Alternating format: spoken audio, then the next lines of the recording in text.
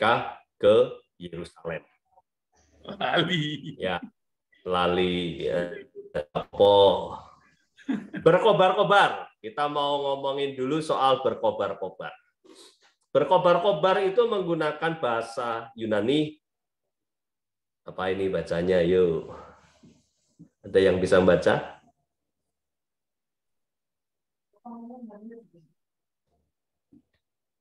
Pas atau phone of friend?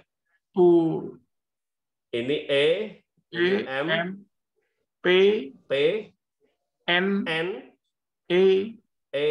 O. O. Mneo, Mas. Mneo, Mas. Mneo ya. Maksudnya apa? Mneo. Mneo ya. Oke, ini artinya apa? Breathe out, mendengus. Ini bisa disamakan bahwa berkobar-kobar ini sebenarnya berkaitan dengan apa? Kemarahan. Menggos. Iya, mendengus kayak Banteng ya, kayak banteng kalau matador itu gitu kan kakinya dihentak-hentakan begitu lalu mendengus. Kalau kartunnya itu keluar kayak asap putih. Ya.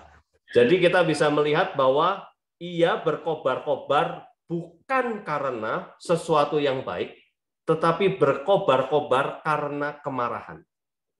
Mengapa kemarahan? Kemarahan ini sebenarnya harus ada asalnya. Orang yang marah-marah nggak pakai asal, ini sakit jiwa. Gitu ya. Yang tiba-tiba saja marah atau bisa dikatakan mood swing-nya berubah, itu bisa disebut paling entengnya bipolar, katakanlah begitu ya. Saulus bukan orang yang demikian. Tetapi Saulus marah punya alasan. Yaitu apa? Karena satu sudut pandangnya dia tentang keyahudian dan sekte-sekte yang ada. Yaitu pemikirannya tertutup. Kalau gambarnya Pak Yowas yang lalu, merefresh juga, kita banyak merefresh saja. Yahudi, lalu kemudian dari Yahudi itu terpecah menjadi dua. Ini Yahudi, tetap yang di sini mulai muncul istilah Kristen. Kristen ini sebenarnya sebutan bagi orang-orang termasuk orang Yahudi yang mengikuti Yesus. Kalau ada tulisan begini exro, saya sebut Kristus atau Yesus gitu ya. Jadi Bapak Ibu supaya familiar juga exro. Nah, sehingga orang-orang yang ada di sekitarnya itu dia petakan. Ya, dia petakan jadi dua golongan. Kalau ini sekaligus saya nyinggung-nyinggung materi pembelajaran saya ketika studi konflik ya, yaitu soal in group dan out group. Ini in group, ini out group. Pada pemikirannya itu hanya ada dua ini, nggak ada yang lain, dan selalu disekati. Jadi tidak ada kurva irisan. Kalau kita mau lihat gitu ya, kalau zaman kita belajar dulu, ada irisan. Irisan inilah yang mempersatukan dua kelompok biasanya. Kalau bahasa kerennya itu cross-cutting. Kalau dalam komunitas-komunitas ada irisannya, biasanya aman, cenderung melekat. Nah, pemahaman yang dipunyai oleh Saulus itu adalah pemahaman yang langsung memisahkan. Yahudi, ini Yesus and the gang. ETG ya, and the gang. Oke, sehingga apa yang terjadi? Ini kafir, ini jelek, ini pantas dibunuh, ini halal darahnya, ini harus dihakimi, dan sebagainya. Karena dianggap bidah. Oke. Perilaku yang ditunjukkan oleh Saulus adalah perilaku contending. Apa itu contending? Mengancam. Kita bisa lihat ya bahasanya ya. Nih, bahasa yang dipakai di pasal 9 ayat 1 mengancam. Ini dalam bahasa konfliknya disebut contending. Karena apa? Pemahaman dia tentang in group dan out group. Yang di luar mesti keliru, yang di luar mesti salah. Kalau sudah begini, karena batasnya semakin tegas dalam masyarakat, ketika batasnya itu semakin tegas, risiko berikutnya adalah kekerasan. Kita sudah bahas kemarin ya soal kekerasan yang ada. Ini nggak bisa ditolak. Nah, refleksi pertama. Kita itu semua punya potensi untuk dorongan kehewanan kita mungkin ya. Kalau kita mau pakai teori evolusi, katakanlah begitu, masih ada sisa-sisa dorongan yang dipunyai oleh binatang. Yaitu kita itu selalu membuat pack atau grup. Dimanapun, kita akan selalu membuat pack atau grup. Ada yang didasarkan oleh suku, ada yang didasarkan oleh ekonomi, pendidikan, agama, dan sebagainya. Dan kita punya masalah kalau kita nggak bisa membangun cross-cutting yang ini,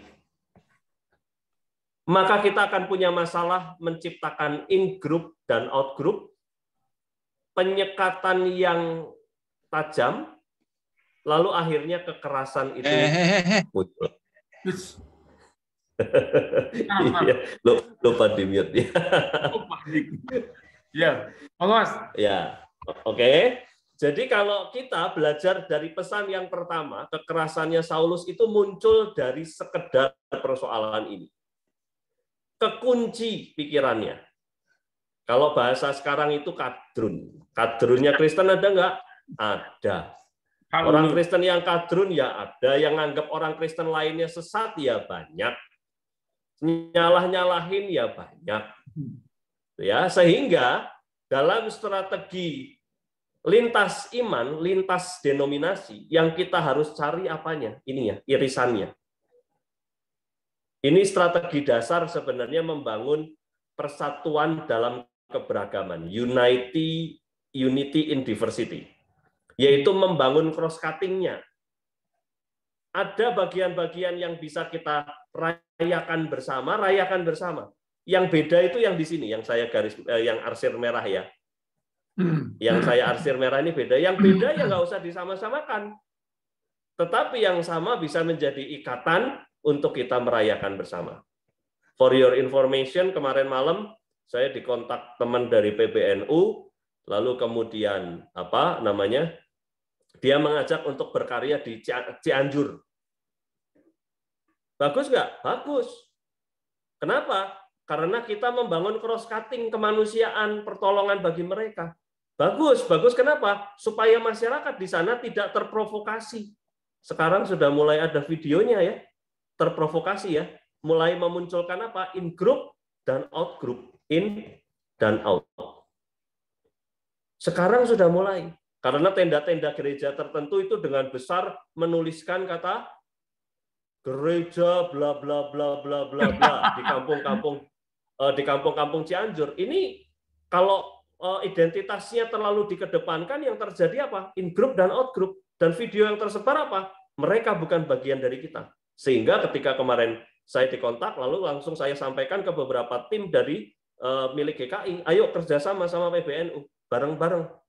Supaya cross-cutting-nya di masyarakat ini bisa nampak dan kita berada dalam kesatuan demi kemanusiaan di sini. Mengenai akidah nggak usah kita persoalkan, tetapi kesatuan itulah yang membuat kita mampu untuk berkarya lebih baik sebagai sesama manusia. Nah, ini catatan yang pertama. Dari kata berkobar-kobar, ada satu bahan khotbah sendiri. Ini cuma satu kata ya, kita panjang nih berarti nanti. Oke, kemudian ia menghadap imam besar dan meminta surat kuasa. Waktu itu, aku kok lali ya Pak, siapa ya waktu itu yang merefer ayat ini ya? Pak Krishna kalau nggak salah ya. Iya, Pak Krishna dalam percakapan kita membantu kita merefer bahwa Pak Saulus ternyata memiliki legitimasi. Nah, ini yang waktu itu sudah dibahas, kita nggak akan bahas lagi yang ini. Ya. Tetapi kita akan melihat ini saja, bahwa penegakan hukum agama didukung oleh pemerintah yang berjalan juga. Ini memang surat kuasanya disampaikan oleh Mahkamah Agama di Yerusalem. Nah, nanti kita akan bahas Mahkamah Agama ini apa. Ya, kita bisa melihat ya. Kenapa mintanya di Yerusalem lalu diberlakukan di Damsyik? Ya, di Damsyik di mana sih namanya? Iya Mas, ya benar ya, Damsyik ya, di Damsyik. Mengapa Yerusalem? Nah ini kita perlu tahu. Jadi Mahkamah Agama atau Sanhedrin ini biasanya jumlahnya ini sekitar 70 orang. Ini juga perpolitikannya kadang-kadang kotor. Awal-awal dulu itu yang berkuasa orang-orang Saduki. Banyakan. Lalu karena ada intervensi dari pemerintah, ini kayak kasusnya UKSW dulu lah ya. Zaman-zaman dulu mungkin yang pernah dengar ya. Lalu ada intervensi pemerintah, lalu kemudian berubah, orang Farisinya yang lebih banyak. Mas, kebalik Mas. Kebalik ya? Iya, dulu itu orang Farisi aja. Orang-orang Saduki itu justru karena ada pemerintah Romawi itu. Orang-orang Saduki itu orang kaya, iya, yang menjadi agen mereka. Coba Pak Jarwo nanti melihat ya, catatan ini ada di beberapa buku dan ini mungkin saya tertukar. Coba nanti dicek dulu. Ya, aku pernah menulis tentang itu di Kasut, Mas. Oke, jadi Pak Jarwo sudah pernah menulis, berarti kebalik. Pertama Farisi ya, ya. Kedua Saduki. Ya, kemudian yang imam besar selalu Saduki kan pada akhirnya Mas. Imam besar itu selalu Saduki akhirnya. Ya, sebab apa? Ada intervensi di dalam pemilihan mereka, sehingga kemudian mereka sendiri sebenarnya ya nggak akur-akur banget nih. Orang Saduki sama Farisi ini sebenarnya ya kalau ada trigger ya mereka bacok-bacokan juga sebenarnya. Gitu kan. Nah, tapi ini pernah suatu kali jumlahnya 71 ya Pak Jarwo ya, sekitar 70-71 ya. Kemudian yang di pusat ini kayak semacam DPR ya, katakanlah begitu ya. Yang ini DPRD. Nah, ada yang di daerah. Nah, ada Sanhedrin daerah. Mengapa harus ke pusat? Karena otoritas dia lebih tinggi. Mereka lebih suci, katakanlah begitu, lebih punya power, dan lebih berdekatan juga dengan penguasa Romawi di pusat. Mereka punya ikatan yang jauh lebih kuat. Sehingga yang di bawah ini nanti tinggal ngikut aja. Nggak pakai nanya-nanya. Gitu ya. Kita bisa lihat juga Damsyik. Nah, ini Damsyik. Damsyik itu di mana? Di sini. Ya, Bapak Ibu di sini ya. Jadi kita bisa lihat kalau Yerusalem itu di sini, yang saya lingkarin agak ke bawah ya, agak ke selatan. Tuh. Lalu kemudian dia harus pergi melalui jalan ini. Saya gedein sebentar. Pergi melalui jalan ini, lalu menuju ke sini. Ya, ini Damsyiknya ada di sini. Yerusalemnya di sini. Jaraknya berapa kilometer? Ini kalau di agendanya ini sekitar 60 segini ya sama temen yang 400-500 kilo lah ya. Ukur ya Mas. Oke. Ya. Diukurnya pakai penggaris apa enggak Pak Jarwo? Pakai penggaris Mas. Ada skala. Ada skala. Nah, ini menariknya nih, Ibu Bapak. Damsyik itu artinya daerah yang digenangi air. Jadi pengairan mereka baik. Berarti Damsyik ini termasuk kota besar. Kota besar. Sebuah kota kuno yang penting terletak pada tanah datar yang subur dan kaya akan air. Ini rujukannya, nanti Bapak Ibu bisa cek sendiri. Lalu kemudian terletak di daerah strategis pada jalan-jalan kafilah yang besar. Jadi ini sebenarnya kayak mirip jalur sutranya di Asia gitu ya. Ini kalau dari Mesir begini ke Yerusalem, lalu ke arah utara ke Damsyik. Ini jalan perdagangan katakanlah gitu ya. Lalu kemudian disebut juga dalam naskah Mesir dan Asyur yang terkuno. Sejak zaman Raja Daud ini pun disebut-sebut, istilahnya bangsa Aram ya, yang diperangi, yang dicatat dalam Perjanjian Lama itu. Pada zaman Rasul Paulus banyak orang Yahudi tinggal di sana. Kita bisa lihat rujukannya nanti dalam beberapa catatan ini. Nah, tujuannya dari ya 260 kilo. 260 kilo kira-kira. Oh, aku tadi perhitungan matematiknya keliru ya. 260 kilometer ya. 214,5. Pak Boni. Ya, lewat mana? Yang penting itu kan. Nggak apa-apa, Mas. Saya Google 314,5. Di Google, Pak ya? Oh, 314,5. Jalannya baru itu, Pak. Lewat Dekapolis. Iya. Nggak apa-apa, Mas. Tergantung belum sama kesasarnya ya. Kalau kesasar tentu lebih jauh dari ini ya. Selisih dikit, yang penting untuk teman, Mas. Ya, at least kita tahu gambarannya lah ya, sekitar ini. Sehingga kalau kita hitung ya sekitar dari Jakarta ke Semarang mungkin ya, kira-kira sekitar itu. Atau wilayah Pekalongan, Pemalang, Cepu, dan sebagainya ya, kira-kira itulah. Gitu ya. Nah, berarti komunitas Kristen juga ternyata sudah sampai wilayah situ. Kita ingat ya, waktu itu kita membahas poinnya adalah saat itu kita menjumpai ketika Yerusalem ini bermasalah setelah Stefanus itu, orang-orang Kristen, orang Yahudi yang percaya pada Kristus, itu kan larinya ke wilayah Yehuda dan wilayah Samaria. Nah, ketika Saulus meminta surat dari Mahkamah Agama dalam kurun waktu yang tidak terlalu lama, orang Kristen itu ternyata sudah menyebar ke sini. Ini kan dia nggak mungkin konyol, maksudnya konyol itu repot-repot gitu ya. Aku akan nyari sampai Damsyik. Pasti dia punya laporan. Damsyik itu orang-orang Yahudinya lapor nih. Ya, ini udah ada orang-orang yang lari kemari nih. Setelah kamu dulu persulit di Yerusalem gitu ya, setelah kasus itu kamu cariin di wilayah Yehuda, mereka larinya ke Damsyik.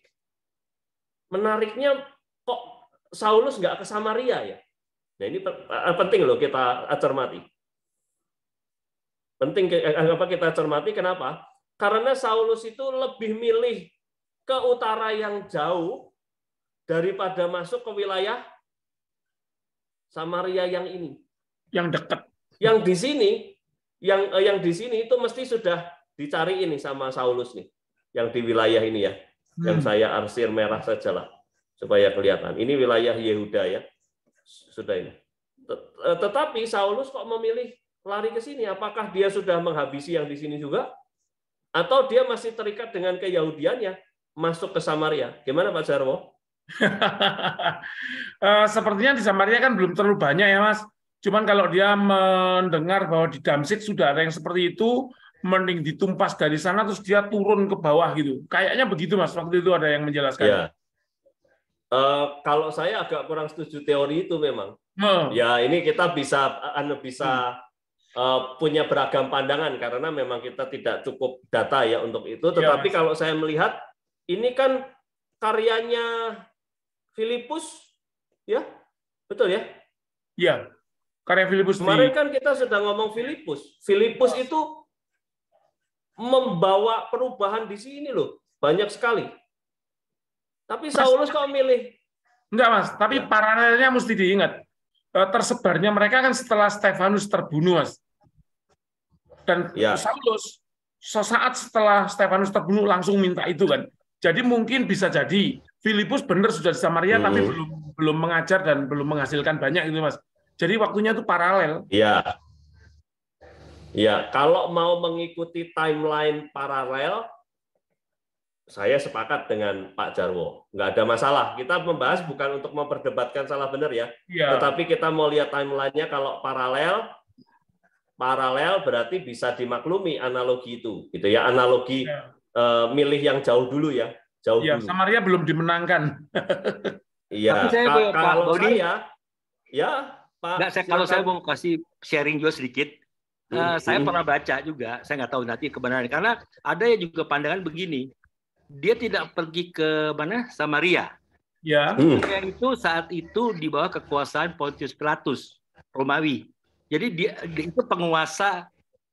Mereka, kalau Paulus kan mewakili mahkamah agama kan, itu mereka nggak bisa misalnya menangkap sembarang, menghukum nggak bisa, harus menyerahkan ke Pontius Pilatus. Dan dia udah melihat di saatnya Pontius Pilatus di Yesus cuci tangan kan. Jadi Pontius Pilatus selama dia nggak menganggap, tidak mengganggu keamanan Romawi, nggak apa-apa, dia nggak akan kutak-kutik. Ini yang pertama. Nah, jadi Paulus tidak akan mudah mau menangkap sembarangan di wilayah Pontius Pilatus.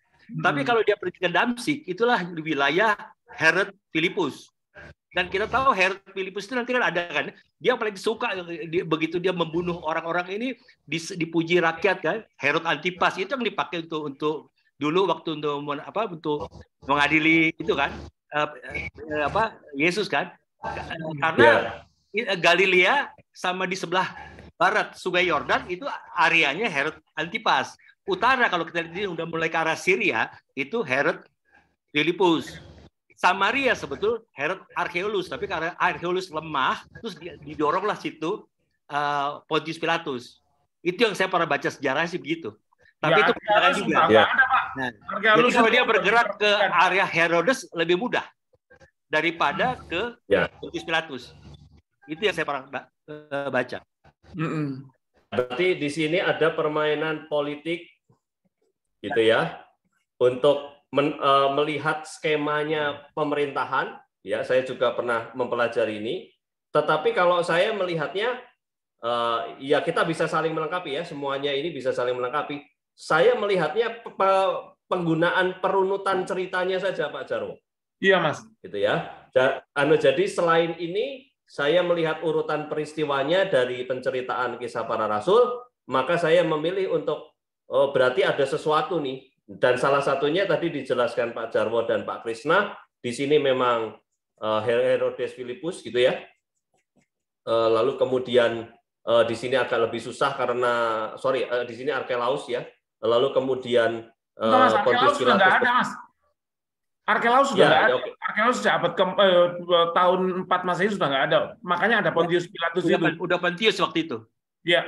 Udah Pontius Pilatus ya. Oke. Udah Pontius Pilatus sehingga kemudian daripada ke sini ribet ketemu sama Pontius Pilatus, mendingan dan langsung aja ke tempat yang lebih gampang untuk membuat ininya. Tapi saya melihatnya ada sisi yang lain juga. Di sini tanah kafir juga yang udahlah nggak usah diurusin, ini udah bagian dari ini. Dan Mahkamah Agama kayaknya juga tidak terlalu banyak. Dan belum banyak orang Kristen ya kan? Kalau analoginya paralel, iya Pak Jarwo. Ya. Tapi kalau analogi saya yang non paralel dengan kejadian itu, pertobatan ini akan membawa pertumbuhan yang cukup signifikan. Ketimbang di sini. Mas, tidak loh. Ingat ya, yang nanti orang-orang di sana itu dibaptis kembali oleh Petrus itu kan, itu masih belum banyak loh. Yang menyebarkan itu Antioquia, bukan. Mas. Ya. Karena logikanya kan Tuhan Yesus waktu dia masih hidup 3,5 tahun dia bergeraknya ke arah Samaria Galilea kan. Jadi pengikutnya akan lebih banyak situ daripada Tuhan Yesus nggak pernah pergi ke Damsik. Yang terjadi kenapa orang di Damsik bisa menerima berita Kristen karena dari Damsik, Kirene, semua mereka datang ke Yerusalem yang pusat. Jadi sebagai pedagang seperti itu, saudagar mereka jalan. Makanya kalau kita bicara sida-sida Ethiopia, waktu itu Petrus maupun Paulus saya belum bertobat, jadi nggak ada berita-berita penginjilan ke Ethiopia. Tapi mereka itu sering datang, Yahudi datang ke Yerusalem untuk beribadah dikatakan. Di situ mereka mulai mendengar, oh ini ada sekte baru yang bilang Nasrani. Nah mereka sebagian percaya. Kayak yang mengangkat salib Yesus kan Simon orang Kirene yang lagi sedang datang di kota Yerusalem. Jadi bukan orang bukan berita Mesias nyebar sampai ke Kirene kemana, tapi orang itu datang ke Kirene sebagai pedagang, saudagar, dan mereka membawa pulang berita. Makanya kemudian di cabang-cabang itu lahir orang percaya, walaupun sedikit. Yang saya tahu sih begitu banyak. Iya. Ya, saya makanya kekeh Pak Krisma dan Pak Jarwo untuk membawa analogi lain selain analogi paralel adalah pedagang-pedagang dari Yerusalem ini kan kalau mau ke wilayah Turki segala macam kan lewatnya sini, Syria segala macam.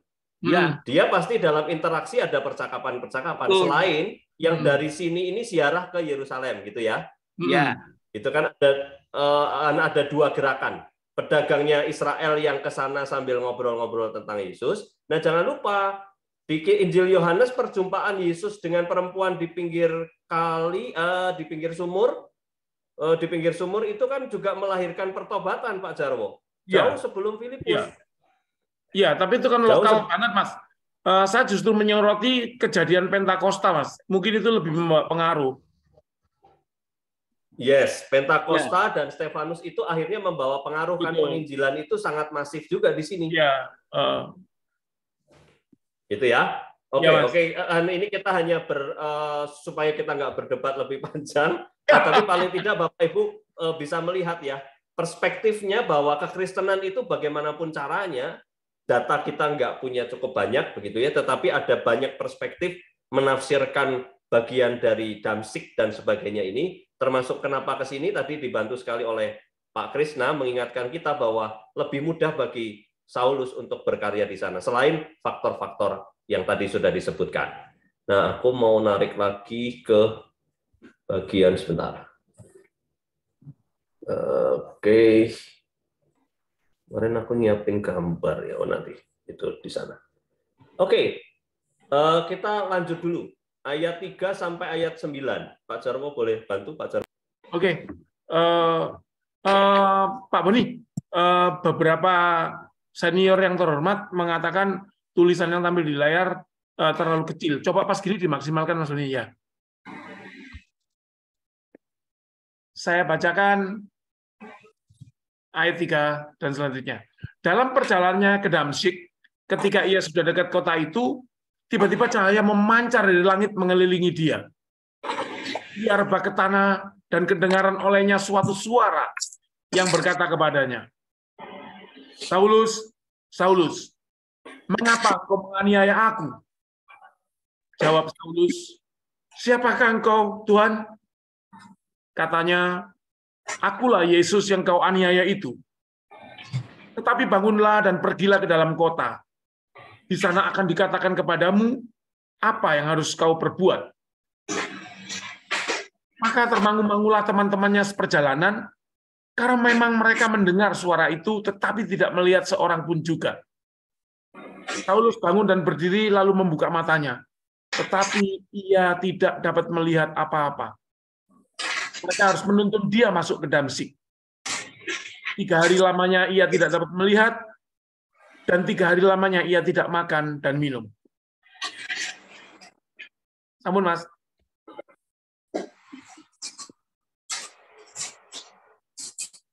Mana Pak Mas Boni? Ya, mungkin Bu Eva boleh di-mute dulu karena kedengeran lagi nyuci piring, Bu Eva, atau sorry, ya, makasih. Oke, kita akan membahas ini. Sepertinya tidak banyak yang bisa kita kupas di sini. Kita bisa melihat alurnya, dan ini adalah kisah pertobatan U-turn yang sangat luar biasa, seringkali diceritakan oleh kita di dalam percakapan-percakapan dan sebagainya. Nah, tapi di sini saya katakannya begini, Yesus memperkenalkan diri. Jadi menggunakan cara familiar yang bagi orang-orang Yahudi terjadi pada tokoh-tokoh lama, misalnya Musa, Elia, segala macam ya. Tuhan seringkali memperkenalkan diri dengan cara-cara yang dikenal oleh orang Yahudi. Satu, cahaya. Yang kedua, suara tanpa kehadiran sosok tertentu. Sosok yang bisa mengeluarkan suara seperti manusia. Contohnya kan waktu baptisan Yesus gitu ya. Lalu kemudian cahaya ini semak belukar yang terbakar. cahaya awan dan api yang mengikuti orang-orang Israel. Jadi sebenarnya ini sebuah hal yang harusnya membuat Saulus ini bertobat lebih cepat. Karena kalau dia paham keyahudian, orang-orang Yahudi ini memahami kehadiran Allah melalui cara-cara yang spektakuler ini. Dia nggak bisa nawar lagi nih. Sebab ini sudah tidak mungkin debatable. Siapa dia? Pasti sosok yang sangat berkuasa. Siapa yang menyatakan ini pada Saulus pada saat itu? Saulus sehingga tidak banyak bertanya, hanya bertanya, siapakah engkau?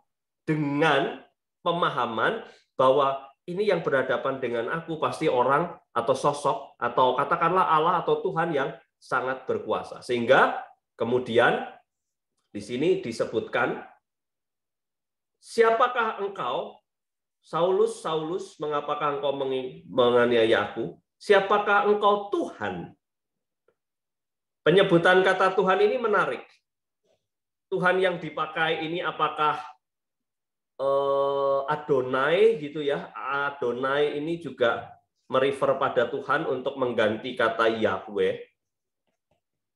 Apakah yang dia pakai adalah bahasa Yunani? Ya dalam percakapan itu tulisannya sih menggunakan bahasa Yunani, tetapi pada kejadian aslinya saya tidak tahu dia menggunakan yang mana, tetapi paling tidak ada rujukan beberapa.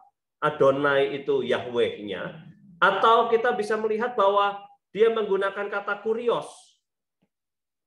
Kurios itu mewakili dua hal. Yang satu ini Tuhan, yang satu ini Tuan. Ya. Tuhan atau Tuan. Tuhan ini jelas buat entity yang bersifat kealahannya sangat luar biasa. Tuan ini menunjukkan pada power yang dia punya. Sehingga ketika ada suara yang nggak kelihatan tadi, lalu cahaya yang mengelilingi dia, Saulus langsung tahu bahwa dirinya sangat lemah, sangat rendah di hadapan oknum ini yang sedang berjumpa dengan dia. Nah, Yesus pertama kali memperkenalkannya dengan lebih implisit gitu ya. Implisitnya apa? Mengapa engkau menganiaya aku? Ini pernyataan awal implisit. Lalu kemudian Saulus bertanya, siapa engkau Tuhan? Dia eksplisitkan dengan menyebutkan bahwa akulah Yesus. Jadi Saulus sebenarnya dia sedang mengalami gegar iman. Yang tadinya dia menganggap Yesus ini adalah sosok manusia biasa yang membangun sekte dan mau memporak-porandakan keyahudian. Bisa dibayangkan ya, Gamaliel, tokoh-tokoh agama, mahkamah agama itu menjelaskan siapa Yesus. Oh, itu manusia biasa, Yesusnya udah mati. Gitu ya, enggak ada artinya. Itu cuma mau ngobrak-abrik kita Yahudi ini. Mau ngobrak-abrik agama yang Tuhan sudah berikan pada kita. Ketemu sendiri sama Yesus. Bisa dibayangkan betapa syoknya dia. Gitu ya, syoknya dia, sehingga kemudian dia akhirnya mengalami apa yang disebut kebutaan. Nah, kalau kebutaan ini refleksi saya berkaitan dengan riset. Bagaimana cara Allah meriset pemahaman seseorang, menghadirkan sebuah kelemahan besar untuk bisa dipakainya untuk membangun pemikiran baru. Cara unik, inilah cara unik Allah untuk mengajak seseorang memikirkan tindakannya. Bisa saja. Itu bagian dari kebutaannya dia, bisa dipahami oleh Saulus yang Yahudi itu sebagai hukuman. Oke. Tetapi bisa juga dipahami dengan cara yang lain, yang similar dengan Zakaria. Masih ingat kalau Zakaria bukan dibutakan, tapi apa? Dibisukan. Sementara waktu karena lemahnya keyakinan. Saulus dibutakan. Jadi diberi termin waktu tertentu untuk memikirkan ulang apa yang dia percaya dan imani, sehingga menggunakan titik-titik ini. Dibutakan matanya supaya dia mampu untuk memperkuat mata batin dan imannya. Ya, Ia menggunakan, ini sebenarnya menggunakan indera utamanya untuk mengejar murid Yesus. Pada saat itu, dia dibutakan supaya nggak bisa memakai indera utamanya. Kalau Zakaria, indera utama yang dipakai apa? Mulutnya, karena dia seorang imam. Ya, justru hal yang utama yang mengganggu perubahan iman ini di freeze sebentar. Istilah saya di reset. Matanya Saulus di reset, lidahnya Zakaria di reset, supaya menolong mengalami percepatan untuk mengalami perubahan dan U-turn tadi. Nah, ini disebutkan di sini tidak makan, tidak minum. Angka 3 ini menarik nih. Ya, kalau kita lihat 3, 7, 70, 1000, 12 gitu ya. 12. Ya, ini menjadi angka yang menarik, 666 gitu ya. Angka yang menarik karena sering dipakai di dalam Alkitab untuk menunjukkan maksud-maksud tertentu. Nah, kita bisa menafsirkan. Saya memberi kebebasan Bapak Ibu untuk menafsirkan. Tidak makan, tidak minum karena stres? Ya bisa, pasti saja dia stres. Karena pemahaman dia ternyata keliru semua. Begitu ketemu sama Yesus, dia tahu bahwa dia keliru. Itu kan stres. Ngapain gue coba bunuhin orang? Ngapain ngikutin mereka? Ngapain capek-capek? Ternyata keliru semua. Kebodohan dia membuat dia stres? Iya, pasti stres. Apalagi ketemu dengan sosok cahaya tadi dan suara yang di dalam perjanjian lama itu menunjukkan kehadiran Tuhan. Oke, tapi juga di sini ada orang yang menafsirkan dia sebenarnya sedang berpuasa, memberi makna positif pada kalimat ini. Ya, bertarak ya. Jadi kalau kita mau lihat 3 hari lamanya ia tidak makan dan tidak minum. Ada yang menafsirkan stres, that's fine. Ya, stres juga kalau saya jadi dia pasti juga stres. Tetapi ada yang menafsirkan secara positif. Dia berpuasa. Ketika sudah berjumpa dengan Allah, jebret, begitu ya, ditabrakin sama Allah, U-turn itu kan pasti ada titik pivot, gitu istilahnya, titik paling ujung. Nah, perjumpaan dia dengan Yesus dan cahaya dan suara itu adalah pivoting dari kehidupan Saulus. Nah, untuk balik dia perlu energi tambahan, dia berpuasa, dia mencari kehendak Allah, dia minta tuntunan Allah. Termasuk menantikan janji untuk siapa? Untuk nantinya ada teman-temannya yang akan menolong dia dalam masa pivoting ini. Oke. Nah, termangu-mangulah, ini kata-kata ini, saksi dari kejadian ini adalah orang-orang prajurit-prajurit, teman-temannya dia yang orang Yahudi yang di bawah pengaruhnya yang sama dengan Saulus tadi, juga mendengar suara, tapi tidak melihat seorang pun juga. Oke. Yang ini singkat saja, supaya kita nanti banyak diskusi dan ngobrol.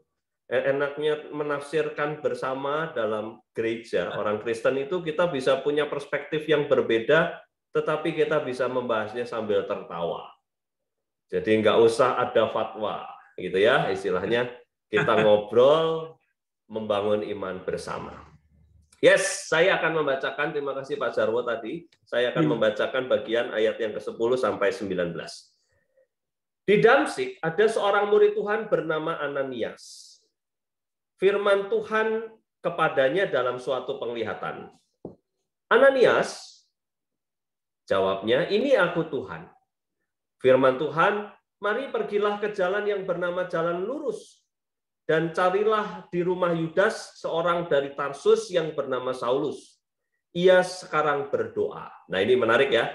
Kata berdoa ini menjadi rujukan tadi, dia bukan stres, tetapi dia berdoa puasa, istilahnya begitu.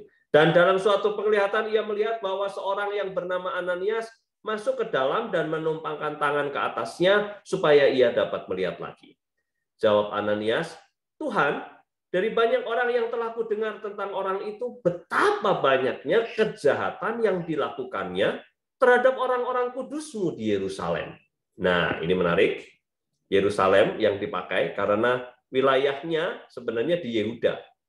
Ya, bukan Samaria sebenarnya. Wilayah kerjanya Saulus.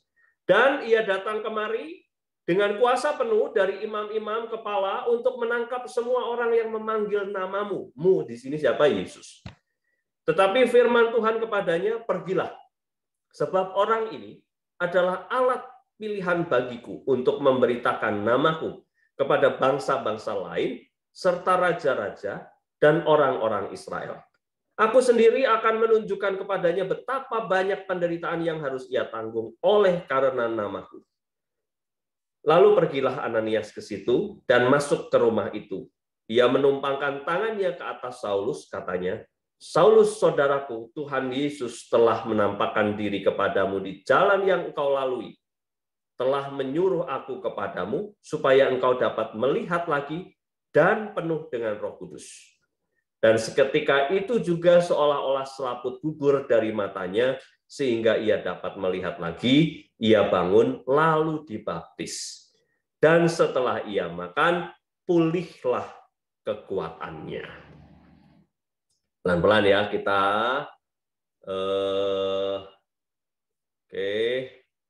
Kita mau lihat ayat 10 dulu. Ananias. Ananias seorang Kristen yang tinggal di Damsyik. Ini harus dibedakan dengan Ananias dan Safira ya, jangan ketukar-tukar itu ya. Ananias yang ini adalah Ananias orang yang tinggal di Damsyik. Menurut catatan Hippolytus dari Roma, ia salah satu dari 70 murid Yesus. Kita ingat ya, lingkaran utama kan 12, lingkaran kedua adalah 70. Yang dikirim. Ya, menurut catatan Hippolytus, Ananias ini sebenarnya bukan sembarang orang.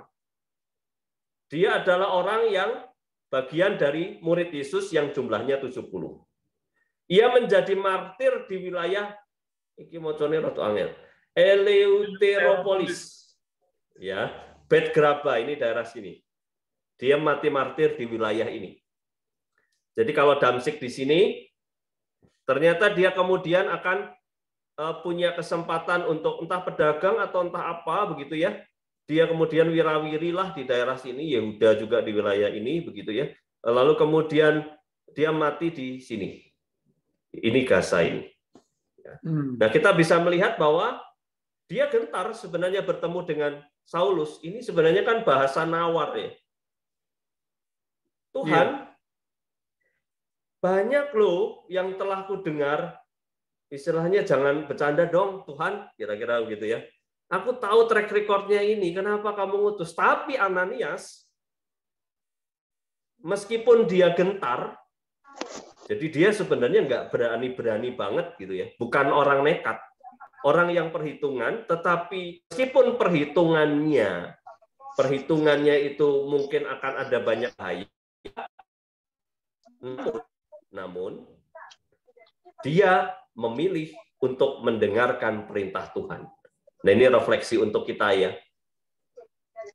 Refleksi ya. Kadang-kadang kita bilang orang yang berani itu nggak boleh takut. Salah. Orang yang berani adalah orang yang bisa mengendalikan ketakutannya. Ketakutannya masih ada, masih. Orang yang nggak punya rasa takut itu satu orang gila.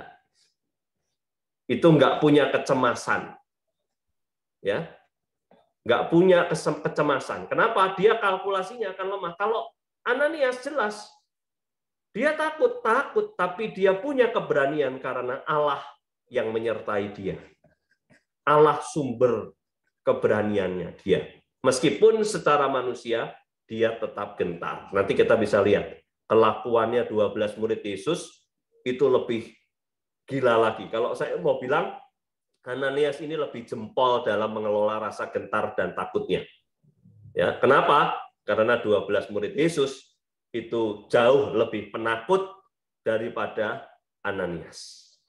Oke, kita lanjut dulu ke bagian ini.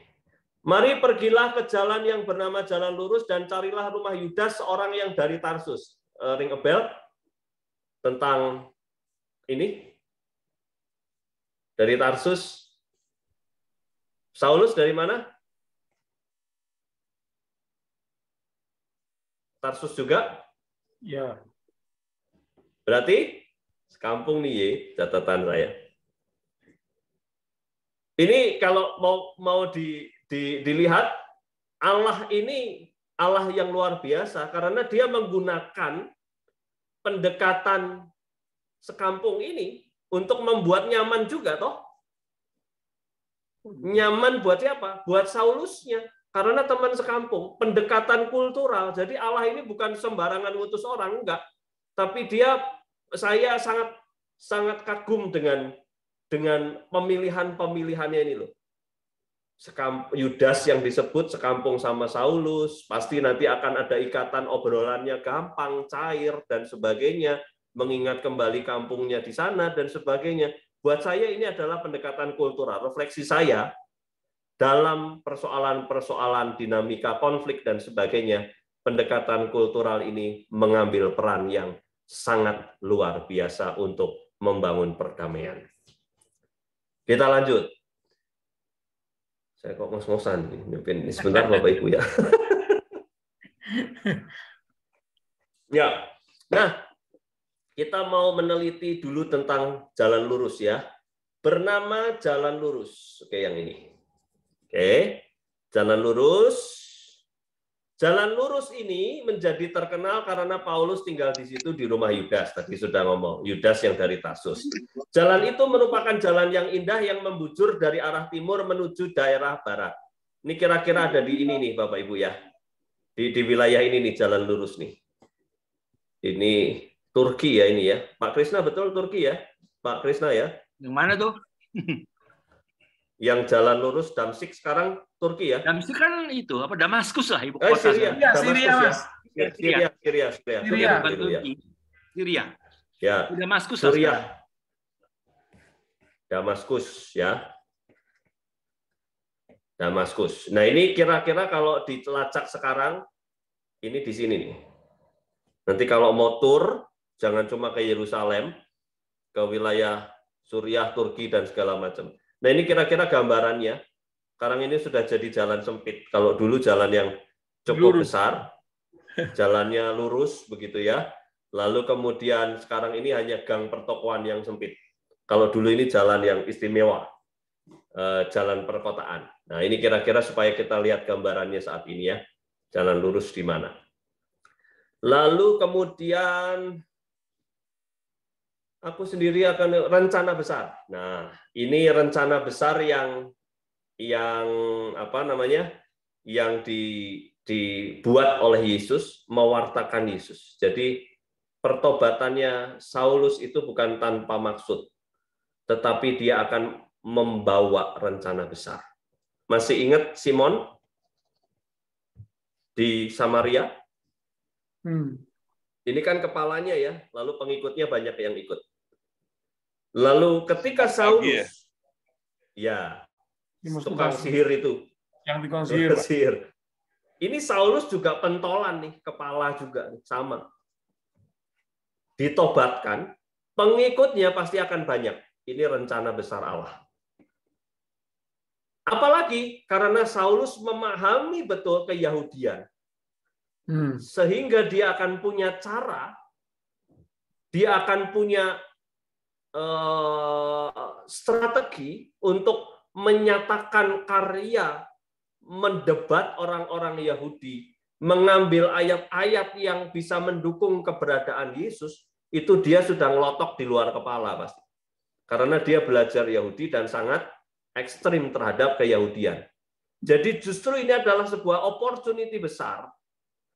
Opportunity besar untuk apa? Untuk bisa betul-betul secara efektif mewartakan kekristenan bagi orang-orang Yahudi. Meskipun akhirnya ketika bersoal dengan Petrus, mereka akhirnya bagi tugas ya. Petrus itu orang Yahudi, lebih banyak ke internal di wilayah Israel juga. Kalau Paulus membuka diri kepada orang-orang kafir yang ada di luar Yahudi. Jadi pembagian tugasnya nanti kita bisa lihat dengan lebih spesifik ketika mereka menyepakati setelah konflik ya. Namun awal mula untuk menyampaikan keyahudian, pemahaman-pemahaman filosofi, filsafat, apalagi dia juga menguasai betul kebudayaan Romawi. Dia punya dua kaki nih yang sangat bisa dimanfaatkan untuk membawa pewartaan besar. Jadi kalau dilihat dari strateginya, memang kekristenan itu jadi sangat besar karena peran Saulus ini juga sangat besar. Pengetahuannya, kewarganegaraannya, dan segala hal-hal yang dia bisa akses lebih banyak untuk bisa mewartakan Yesus. Jadi bukan ecek-ecek lah, ini bukan penginjil ecek-ecek nih. Kalau sudah berubah, dia akan menjadi penginjil yang sangat super, bahkan perjalanan 3 kali perjalanannya itu 2,5 atau katakanlah 3 gitu ya. Ya, kita bisa melihat bahwa itu merupakan perjalanan pewartaan Injil terbesar yang pernah kita ketahui. Nah, kemudian berempati, merasakan apa yang dianiaya Saulus di masa lampau, atau balas dendam, atau tabur tuai. Ada orang yang mengatakan ini karena Saulus jahat, makanya Yesus balas dendam sama Saulus. Ya, oke lah, gitulah. Kalau saya sih nggak mau mendebat yang itu ya. Tabur tuai, ini akibatnya kalau Saulus begitu. Kalau saya tidak, saya pengen melihat kata-katanya jelas. Ada karya yang dipersiapkan Allah. Jadi pertobatan Saulus ini bukan karena hukuman, tetapi memang sudah berada dalam rancangan karya Allah. Gitu ya. Sekaligus, meskipun ini ada kata-kata ini penderitaan yang akan dihadapi Saulus nanti ke depan, biar dia ngerasain sendiri. Istilahnya kan bahasa kalau kita sederhanakan, udah nggak apa-apa, kamu datang aja ke sana, Ananias. Nanti orang itu juga bakal ngerasain yang kamu rasain kok, gitu kira-kira gitu ya. Jadi kira-kira makanya ada yang menerjemahkan dengan balas dendamnya Yesus, ya oke. Tapi kalau aku sih nggak melihat Yesus mau balas dendam, tetapi supaya Saulus bisa lebih berempati pada orang-orang Kristen, berkarya dengan lebih efektif, opportunity yang lebih besar bagi kekristenan karena dia menguasai banyak hal. Bagian terakhir, sebelum saya izin ke belakang sebentar. Ya, Pak Jarwo boleh membacakan, kurang gede ya Pak? Iya Mas, ya, cukup. Oke. Sudah cukup? Ya. Ya. Saulus tinggal beberapa hari bersama-sama dengan murid-murid di Damsyik.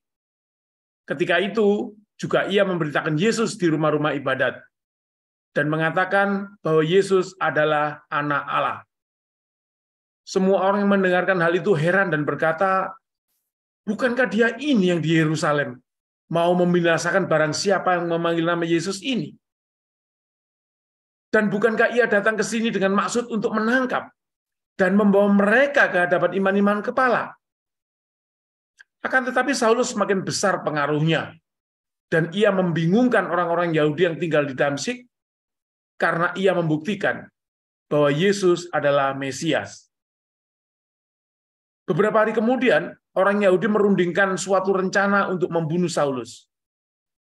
Tetapi maksud jahat itu diketahui oleh Saulus. Siang malam orang-orang Yahudi mengawal semua pintu gerbang kota supaya dapat membunuh dia. Sungguh pun demikian, pada suatu malam, murid-muridnya mengambilnya dan menurunkannya dari atas tembok kota dalam sebuah keranjang. Setibanya di Yerusalem, Saulus mencoba menggabungkan diri kepada murid-murid. Tetapi semua takut kepadanya karena mereka tidak dapat percaya bahwa ia juga seorang murid. Tetapi Barnabas menerima dia dan membawanya kepada rasul-rasul dan menceritakan kepada mereka bagaimana Saulus melihat Tuhan di tengah jalan dan bahwa Tuhan berbicara dengan dia dan bagaimana keberaniannya mengajar di Damsyik dalam nama Yesus. Dan Saulus tetap bersama-sama dengan mereka di Yerusalem dan dengan keberanian mengajar dalam nama Tuhan. Ia juga berbicara dan bersoal jawab dengan orang-orang Yahudi yang berbahasa Yunani. Tetapi mereka itu berusaha membunuh dia. Akan tetapi setelah hal itu diketahui oleh saudara-saudara anggota jemaat, mereka membawa dia ke Kaisarea, dan dari situ membantu dia ke Tarsus. Selama beberapa waktu, jemaat di seluruh Yudea, Galilea, dan Samaria berada dalam keadaan damai. Jemaat itu dibangun dan hidup dalam takut akan Tuhan. Jumlahnya makin bertambah besar oleh pertolongan dan penghiburan Roh Kudus. Terima kasih, Mas. Yes, terima kasih Pak Jarwo. Saya baru teringat ini. Sorry, saya mengulas ke yang sebelumnya dulu ya. Jadi ini menariknya di sini ya. Kalau kejadiannya Filipus, baptisan yang dilakukan itu masih kurang karena mereka belum menerima Roh Kudus. Tapi yang terjadi di Paulus ini menarik nih. Bisa lihat ya. Sebelum dibaptis, Saulus itu sudah kepenuhan Roh Kudus. Ya, jadi ini sebuah kenyataan yang sangat beragam. Kalau kejadian yang di Samaria itu baptis dulu, tapi kemudian masih butuh murid untuk mencurahkan, menumpangkan tangan, dan membuat Roh Kudus. Kalau ini kebalik. Roh Kudusnya penuh dulu kepadanya, baru dia dibaptis. Jadi kita nggak usah ngeributin Roh Kudus dulu apa Roh Kudus belakangan atau bagaimana. Nggak usah ribut karena dari 2 ayat 8, dari 2 pasal 8 dan pasal 9, kita menjumpai ada 2 fenomena yang beragam. Ini ya sak kersane Gusti istilahnya. Terserah Tuhan saja. Ya, mau memenuhkan Roh Kudus itu pada saat kapan, ini kenyataan yang harus kita terima. Kadang-kadang ada orang nyuplak-nyuplik lalu kemudian untuk membenarkan diri, itu yang akhirnya membuat agak gimana gitu ya. Pikir. Nah, ya, kita bisa melihat dia tinggal bersama-sama dengan murid-murid di Damsyik. Ini penting ya Bapak Ibu, ketika kita mau mengharapkan pertobatan, dukungan lingkungan ini menarik. Harus ada. Istilahnya kalau kita mau nanam pohon, tanahnya itu harus pas. Ini tanahnya harus pas. Lingkungan di Damsyik, selain Yudas yang sama-sama dari Tarsus, lingkungan itu bisa mempercepat proses pertumbuhan iman dan perubahan paradigma. Saya percaya Saulus itu orang yang sangat kritis. Sehingga dia pasti akan bertukar jawab dengan murid-murid pada masa ini nih. Di ayat 19b ini kita bisa melihat akan bertukar jawab dengan mereka. Siapa Yesus? Tolong ceritakan pada saya. Dan mereka menceritakan itu. Lalu kemudian ketika dia sudah punya masa waktu cukup untuk proses perubahan paradigma ini, lalu kemudian dia mampu untuk apa? Bersaksi. Mulai dihantarkan bersaksi. Dia bersaksinya di mana? Masih di sinagog. Jangan lupa, disebut rumah ibadah ini masih rumah ibadahnya Yahudi. Belum ada gereja pada saat itu. Pada saat itu masih di dalam kerangka keyahudian. Mereka masih dianggap bidah, berarti masih di dalam keyahudian. Kesaksian adalah bagian dari penguatan iman individu. Nah, selain dukungan lingkungan, kesaksian ini menjadi penting. Kenapa? Karena dengan Saulus bersaksi, pada saat itu dia semakin menguatkan imannya kepada Yesus. Meskipun itu kemudian jadi bikin apa? Nih, jadi bikin gerah ya. Membingungkan.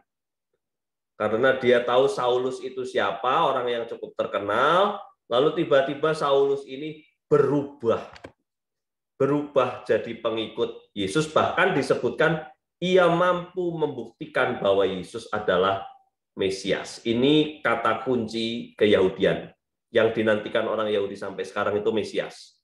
Dan dengan pernyataan-pernyataan itu berarti betul ya. Kepandaian Paulus, pengetahuan yang banyak tentang Yahudi membuat dia mampu menggunakan traktat-traktat Yahudi untuk membuktikan bahwa Yesus adalah Mesias. Selisih cuma beberapa hari atau beberapa minggu lah ya katakanlah. Pengalaman iman ini mengokohkan dan membuktikan Yesus bukan hanya sekedar Tuhan, tapi saya tambahkan di sini Mesias. Kita lanjutkan dulu. Beberapa hari kemudian orang Yahudi merundingkan. Nah, setelah bingung, orang bingung ini biasanya terus ngaco tindakannya ya. Kita bisa lihat setelah bingung, mereka berunding. Orang yang bingung kok berunding? Buat apa? Nah, akhirnya hasilnya ya bingung, ngaco. Akhirnya lahirlah skenario untuk membunuh Saulus. Tetapi maksud jahat itu diketahui oleh Saulus. Siang malam orang-orang Yahudi mengawal semua pintu gerbang. Ini kayak udah terstruktur dan sistematis ya. Terstruktur sekali ya. Sampai pintu gerbang keluar masuknya kota itu dijaga supaya kalau Saulus kelihatan langsung aja. Kenapa? Karena dia dianggap pengkhianat. Dan konspirasinya luar biasa ya. Sempat menjaga gitu ya, terstruktur masif, sistematis sekali untuk mencari Saulus. Tetapi dia akhirnya diturunkan melalui keranjang. Masih ingat siapa yang ditaruh di keranjang? Musa. Nah. Ya, oke. Keranjang, kenapa keranjang? Karena Saulus memang badannya kecil. Badannya kecil tapi kemelinti, gitu ya istilahnya kalau orang Jawa bilang. Badannya ya? Kayak kui. Enggak, kalau saya tinggi, kalau Saulus itu pendek katanya ya. Udah kurus pendek tapi jagoan ya.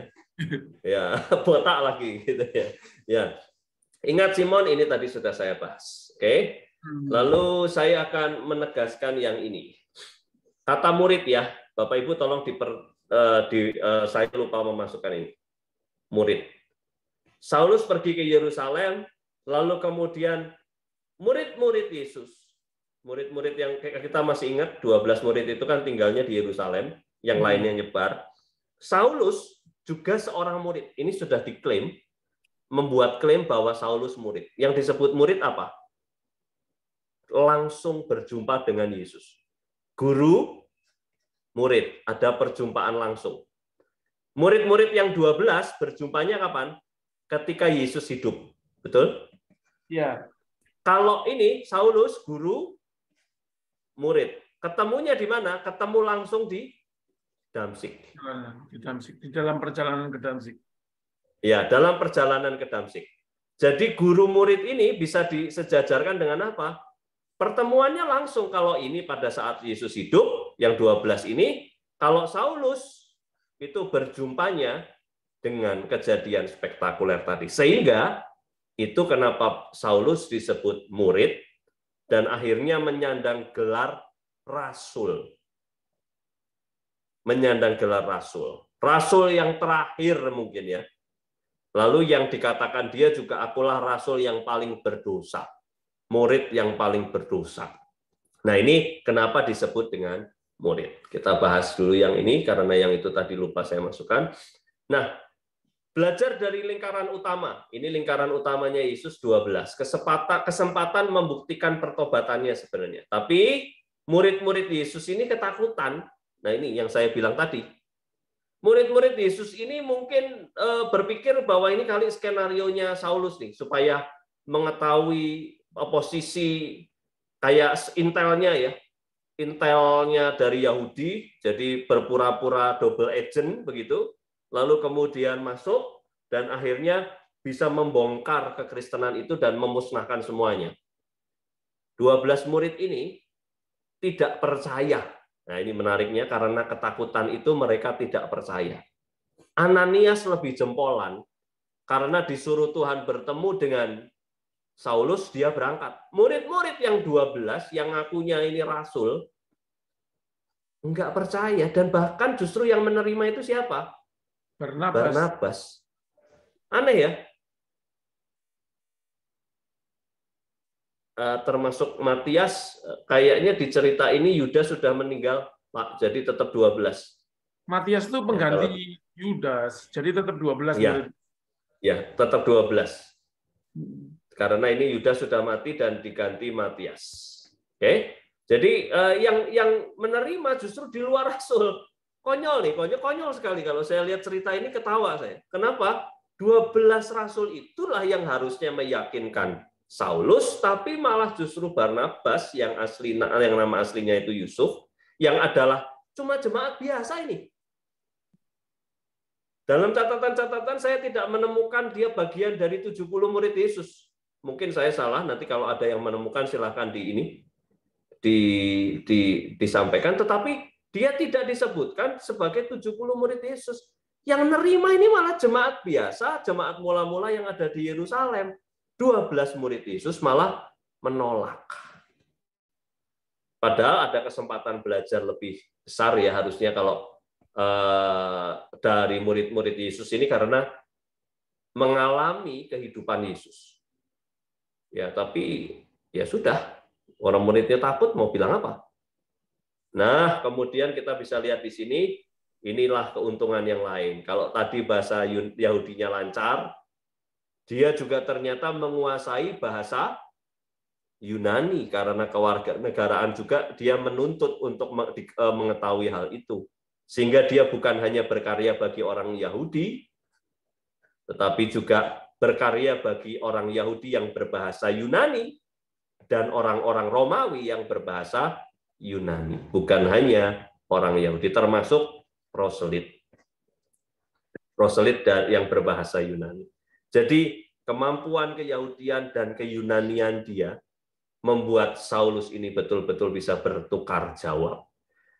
Bisa dibayangkan, ya, bisa dibayangkan bahwa ketika kita mau melihat hal ini, kenapa mereka itu gusar dan berusaha membunuh dia? Karena yang dilakukan Saulus ini sangat efektif dan efisien, serta berdampak luas. Dampak luas. Ya. Jadi ya salah satu cara ya sudah jangan diajak ngomong, dibunuh aja. Sehingga tantangan itu membuat Saulus akhirnya pergi ke Tarsus lagi mengamankan diri sementara. Kaisarea, lalu dari Yerusalem ke Kaisarea, lalu menuju ke Tarsus. Dari mana? Kita lihat supaya kita tahu perjalanannya tadi.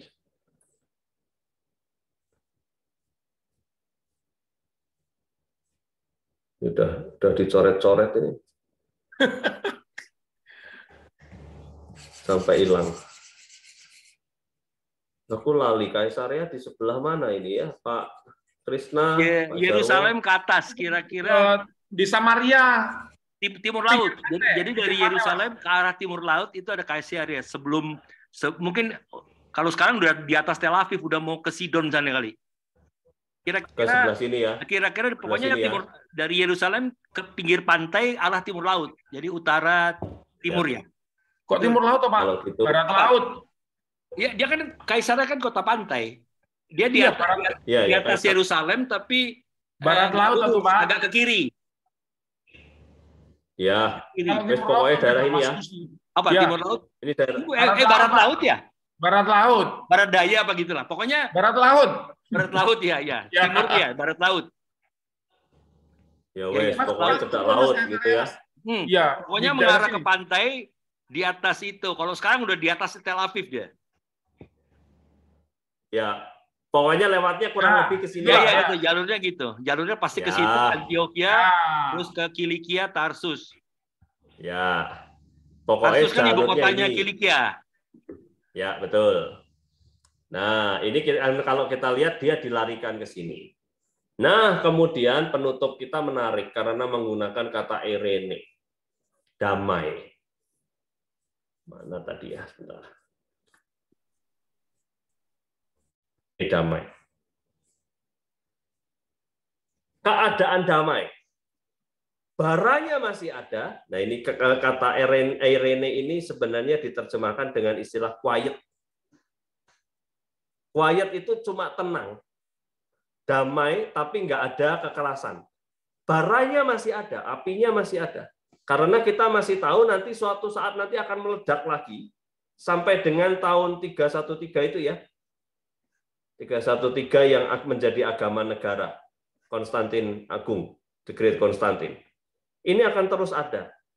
Tapi dalam catatan ini, setelah Saulus dilarikan ke Tarsus, orang-orang Yahudi agak sedikit kalem, istilahnya di sini damai, tapi sebenarnya kita bisa sampaikan suasananya tenang lah.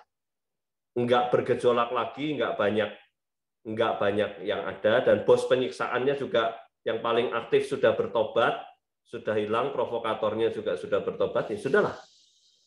Kita selesaikan keadaan ini dengan tenang, udah diterima. Tapi sekali lagi, Irene di sini menggunakan kata quiet, sebenarnya bukan damai seperti apa yang kita bayangkan, berekonsiliasi dan sebagainya, tidak. Tetapi hanya quiet, apinya masih hidup. Demikian Bapak Ibu, seperti pernyataan saya mohon izin sebentar.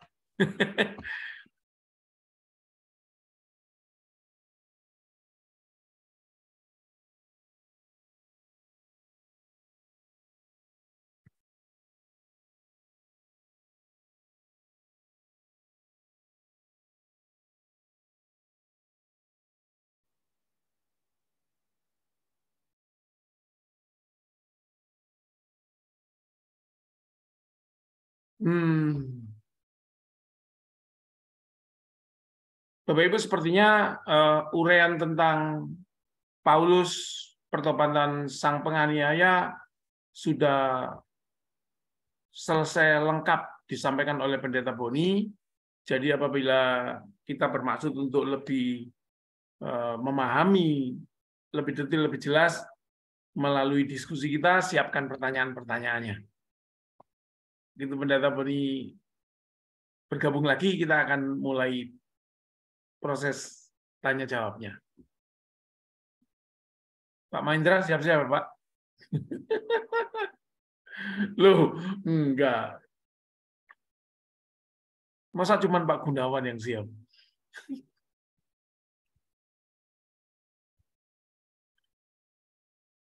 Saya siap dari siang, Pak Jarwo. Iya, Pak Gun. Malah saya tahu Pak Gun siapnya dari minggu lalu.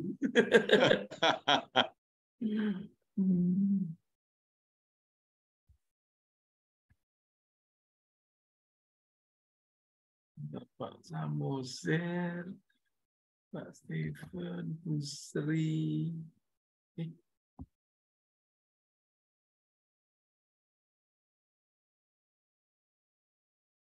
Bu Ratna, oh udah tak lala.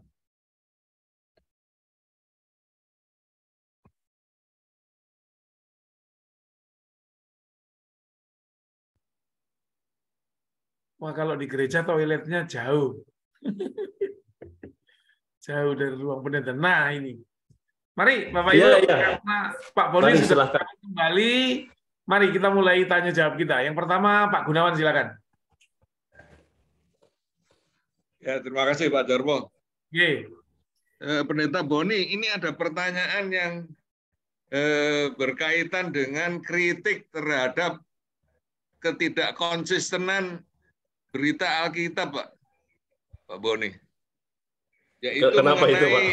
Cahaya dan pendengaran itu loh. Di Kisah 22 ayat yang ke-9 itu disebut begini, dan mereka yang menyertai aku memang melihat cahaya itu, tetapi suara Dia yang berkata kepadaku tidak mereka dengar. Nah, ini digunakan oleh saudara-saudara kita yang mau mengkritisi Alkitab itu kok gak konsisten. Yang di Kisah 9 ayat 3 bilang ada cahaya, ada suara orang-orang yang menyertainya itu mendengar. Kok di Kisah 22 ayat 9 nggak dengar gitu. Ini dipersoalkan nih Pak Boni. Gimana Pak Boni menyikapinya? Saya punya sikap sih, tapi nanti aja. Terima kasih Pak Gunawan. Silakan Mas Boni. Kisah 22 ayat berapa, Pak? 9. Kisah 22 ayat 9. Saya sambil ngecek ya.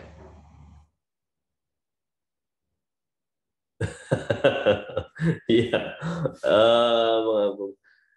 Kalau saya belum punya sikap Pak tentang hal ini. Mungkin sikapnya Pak Gunawan dulu boleh di ini Pak sambil saya Mari coba Pak Gun, bersikaplah. bahas asik. Mari kita dengar sikap Pak Gunawan.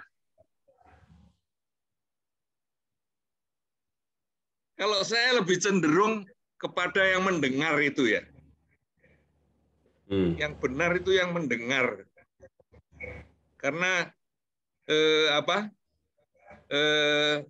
ada rangkaian antara cahaya yang kalau di situ kan membutakan ya Pak Boni ya, membutakan Paulus untuk sementara begitu, seperti ada selaput di matanya. Itu secara rohani kan suatu apa ya?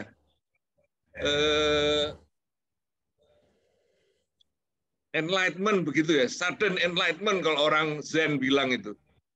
Ada sudden enlightenment. Kemudian ada suara yang dia dengar. Saya cenderung bersikap memilih yang itu, gitu, yang benar yang itu. Nah, ada kritikan lagi, oh ini penulisnya berbeda ini. Kisah 9 sama kisah 22 itu yang nulis beda itu, gitu Pak. Ya itu catatan dari saya. Terima kasih. Ada Bapak Ibu lain yang ingin berpendapat? Boleh saya kita berpendapat menarik. Pak Krisna silakan. Boleh ya? Ya, boleh Pak Krisna. Enggak, saya coba saya coba menggunakan pemahaman Kristen Ortodoks ya. Dan kalau kita lihat di perjanjian mana, Keluaran apa ya? Waktu Tuhan Allah itu Allah yang Yahudi, Allah YHWH lah ya kita bilang ya. Kalau di orang mereka sebut Adonai, mungkin karena mereka nggak boleh menyebut YHWH itu kan.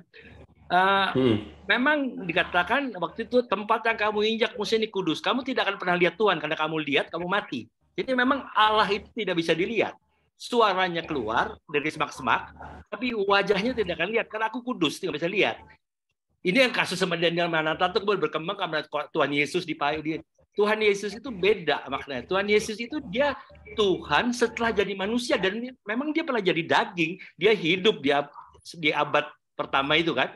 Dia hidup berjalan mengabarkan Injil. Dia itu adalah Allah yang oleh orang Yahudi ya YHWH itu, tapi inkarnasi menjadi manusia. Ya pasti dilihat, bisa digambar, bisa di ini, karena kalau kita lihat di zaman itu, bahkan zaman Raja Daud yang mungkin 1000 tahun sebelumnya, di mata uang pun ada, di keramik pun digambar raja. Jadi Tuhan Yesus digambar memungkinkan. Dia bisa dilihat. Tapi kalau Allah YHWH itu kan itu nggak bisa. Kalau kamu nggak akan melihat Allah, kalau kamu lihat Allah kamu mati kan begitu. Itu yang coba saya pahami dari pengajaran Kristen Ortodoks itu. Ya saya sharing itu aja. Sebetulnya secara sederhana ini kan cuma membandingkan dua pernyataan yang sampai saat ini kita anggap ditulis oleh penulis yang sama. Di kisahnya dibilang bahwa orang-orang itu mendengar suaranya tetapi tidak melihat wajahnya, gitu ya.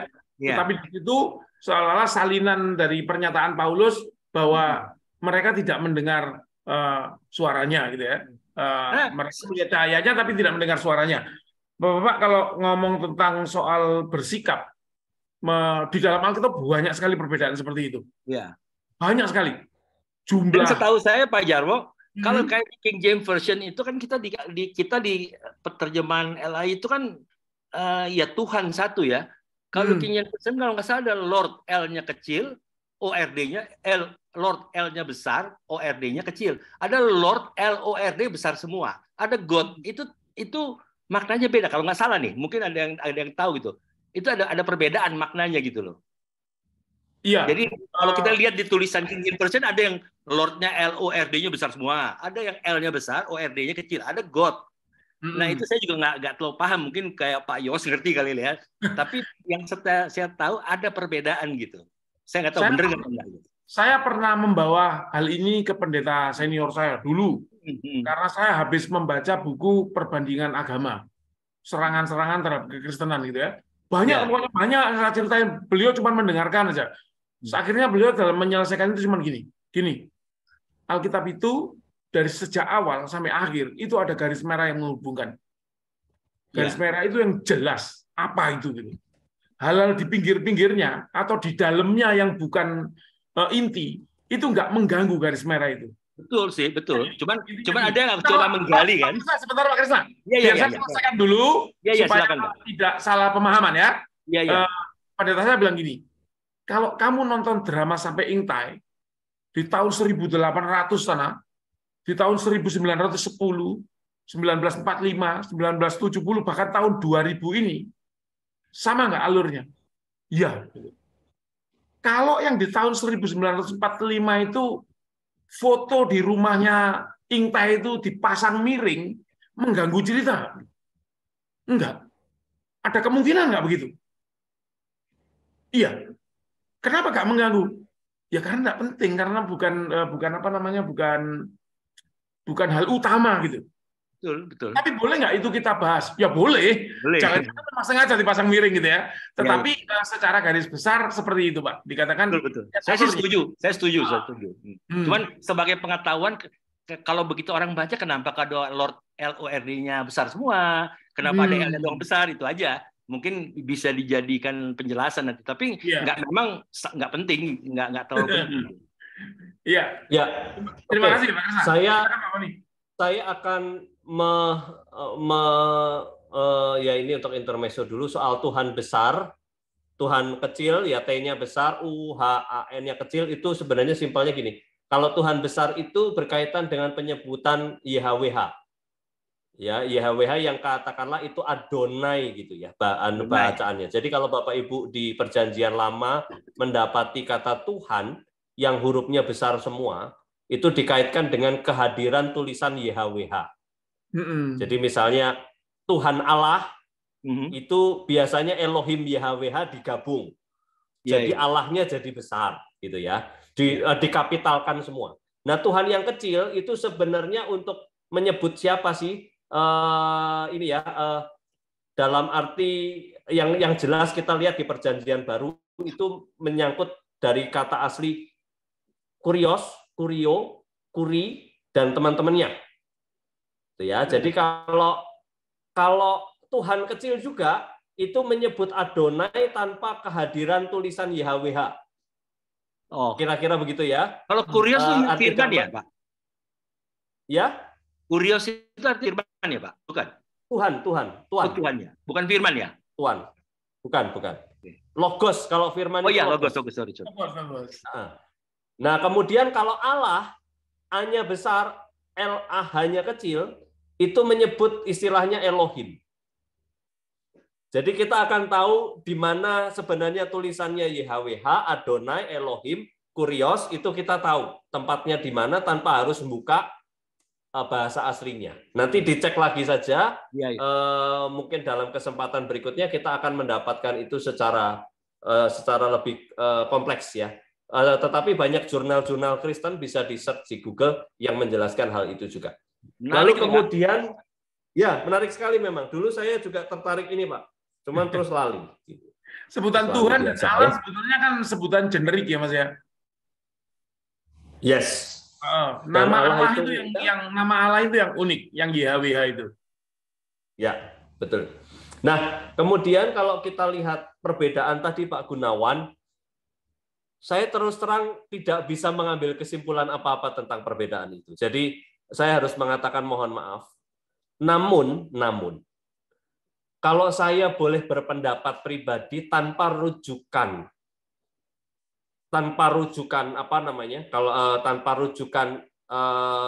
perbandingan karena saya belum membuka tulisan-tulisan jurnal-jurnal tentang perbedaan itu. Saya ingin melihat ini sebagai bagian kemahaannya Allah. Kata mereka yang diterjemahkan di situ itu menggunakan kata feminin, ya, untuk menunjukkan pada sebagian orang, ya Pak Gunawan. Artinya kata mereka, teman seperjalanan dan sebagainya itu tidak menunjukkan full teman itu. Nah, kalau saya mau mengeksegese, begitu ya istilahnya, membela iman saya berkaitan dengan hal ini, saya akan menyebutkan bahwa sebagian dari mereka dengar suaranya, sebagian mereka lihat cahayanya. That's it. Kalau menurut hemat saya ya Pak, karena kata mereka itu tidak mewakili semua orang yang ikut dalam perjalanan itu, tetapi part of them. Nah, penceritaannya jadi dua karena dalam konteks tertentu dibutuhkan yang ini, dalam konteks yang lain dibutuhkan yang ini. Tapi kita tunda saja pertanyaan ini lebih dalam pada masanya orang yang akan membawakan firman Patibulum tanggal piro itu Pak Jarwo? Kisah Para Rasul 22 itu nanti ditanyakan kepada yang tugas, langsung aja Pak Jarwo nanti dalam persiapan biar dia bisa carikan sehingga bisa menjawab ini kenapa beda ya dua hal ini. Jangan-jangan sama yang dengan pelukan ya. Jangan-jangan Mas Boni. Jangan-jangan Mas Boni karena tukaran sama Pendeta Riani kan? Bukan lah. Oh iya, sambil mohon maaf, minggu depan saya nggak bisa mimpin karena saya harus ikut sidang sinode. Aku minggu tanggal 9, tanggal 9 Pak Jarwo, aku mimpinnya Kisah Para Rasul 10. Oh, masih jauh ya? Iya Mas, tak catat ya Mas. Ya, nanti kalau pas ini kayaknya saya sudah selesai itu untuk Patibulum. Iya. Gitu ya, Bapak Ibu. Jadi kita tanyakan dan tolong saya nanti di follow up juga. Saya akan mencari lagi Pak Gunawan untuk perbandingannya, tetapi kalau saya harus menjawab iman saya di hadapan mereka, saya menafsirkan dari kata mereka itu yang merupakan parsial dari tim yang ada. Jadi kalau mau diterjemahkan sederhananya, separuh dengar suaranya tanpa melihat cahayanya, separuh lihat cahayanya tapi nggak dengar suaranya. Gitu Pak. Ada catatan. Terima kasih ya Pak Gunawan. Ada catatan sedikit dari saya Pak Boni. Silakan Pak. Soal cahaya itu, saya mendengar paparan dari Dr. Ryu Hasan soal neuroscience ya. Yes. Neuroscience, otak, ilmu otak. Ya. Itu cahaya itu ditafsirkan ada proses di otak yang mengubah pandangan seseorang begitu. Jadi U-turn itu tadi benar. Ada proses transmitter ya. Yang dari menganiaya bisa menjadi orang yang percaya begitu kerasnya begitu kan. U-turn-nya itu terjadi di otak itu, terjadi neurotransmitternya terjadi itu. Saya kok itu membantu saya memahami gitu loh perubahan U-turn-nya Saulus itu saya bisa memahami. Waduh, ini luar biasa ini. Karya Tuhan itu mengubah otak manusia itu loh. Melalui perubahan di dalam otak manusia gitu. Wah, luar biasa gitu. Saya memahaminya begitu. Ada tambahan dari sains gitu ya. Baik, terima kasih Pak Gunawan. Tambahan yang menarik. Nanti mungkin suatu kali kita nggak ngomong pendeta saja yang ngomong di Patibulum. Dr. Rio bisa diundang untuk menjelaskan dari perspektif ilmunya. Namun saya melihatnya begini, perubahan Saulus itu juga bukan dari kadrun ke kadrun. Gitu. Artinya bukan dari Yahudi yang sangat kuat, kemudian menjadi Kristen yang sangat eksklusif, bukan. Dia itu berubahnya yang tadinya inklusif, keyahudiannya kuat dan inklusif, dia berubah jadi Kristen yang kuat, tapi inklusif. Kalau tadinya eksklusif, dia jadi inklusif. Dia merangkul orang, bahkan menggunakan bahasa-bahasa di luar keyahudian, menggunakan bahasa dewa-dewinya Yunani dan sebagainya, itu bisa merangkul banyak orang, anti kekerasan dan sebagainya. Sehingga kalau saya mau bilang, dia tidak berubah dari yang kebangetan di sini lalu jadi kebangetan di sini, tetapi ada proses universalitas dia tentang ketuhanan dia yang lebih agung dan mulia, lebih bagus. Nah, kadang-kadang di zaman ini kalau orang konversi itu kan dari kadrun menuju kadrun. Jadi bukan perubahan sikap hidup yang ditunjukkan seperti Saulus. Nah, kalau orang dari Kristen ke sana juga kadang-kadang dimanfaatkan untuk menjadi kadrun dan menjelek-jelekan kita gitu ya. Dari kita ke sana juga dari mereka ke kita juga dipakai kita untuk menjelek-jelekan yang sana. Sehingga dari kadrun menuju kadrun. Kalau Saulus tidak. Saulus itu tidak, bahkan dikatakan dia nggak ada masalah dengan keyahudian. Justru keyahudian itu membenarkan kehadiran Yesus dalam traktat-traktatnya. Jadi bukan melawan mereka dengan traktat mereka, tetapi melawan penafsiran mereka. Masih menerima tradisi iman kemesiasan yang sudah diwujudkan oleh Yesus Kristus. Itu dari saya, kira-kira tambahannya Pak. Oke, Mas Boni, terima kasih. Pak Gunawan, terima kasih. Bapak Ibu ada yang... Saya mau Pak Jarwo. Ya. Silakan Bu Eva. Pak Jarwo, Ya. yang namanya tadi Pak Boni bilang bukan dari ekstrim kanan ke ekstrim kiri ya, tapi berarti perjumpaan dengan Tuhan tuh diangkat vertikal makin dekat kepadanya, otomatis juga kalau kita makin dekat kepada Allah, makin dekat dengan sesama yang diciptakannya gitu ya. Dan itu Iya, Bu Eva. Ya. Dan itu juga membuat saya malu terus terang Pak Jarwo, karena Tuhan udah bilang kita nggak boleh menghakimi, tapi seringkali kan kita sudah memberi label ya dengan keterbatasan pikiran kita. Jadi kita tidak berpikir seperti Kristus inginkan, tapi kita berpikir dalam kemanusiaan kita yang terbatas. Padahal U-turn perubahan itu bisa terjadi seperti tadi neurotransmitter. Mungkin Tuhan pakai siapapun ya, kita juga bisa dipakainya melalui kata-kata, melalui doa kita. Orang yang kita anggap mustahil lah bisa berubah, tetap bisa berubah ya.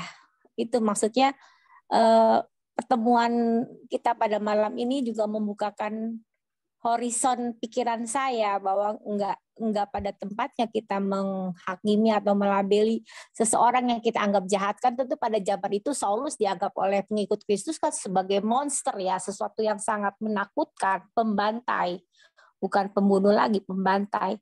Tapi orang yang seperti itu pun bisa Tuhan pakai. Jadi, dalam konteks kehidupan saya pribadi, kadang-kadang saya sangat terikat oleh keterbatasan pikiran saya.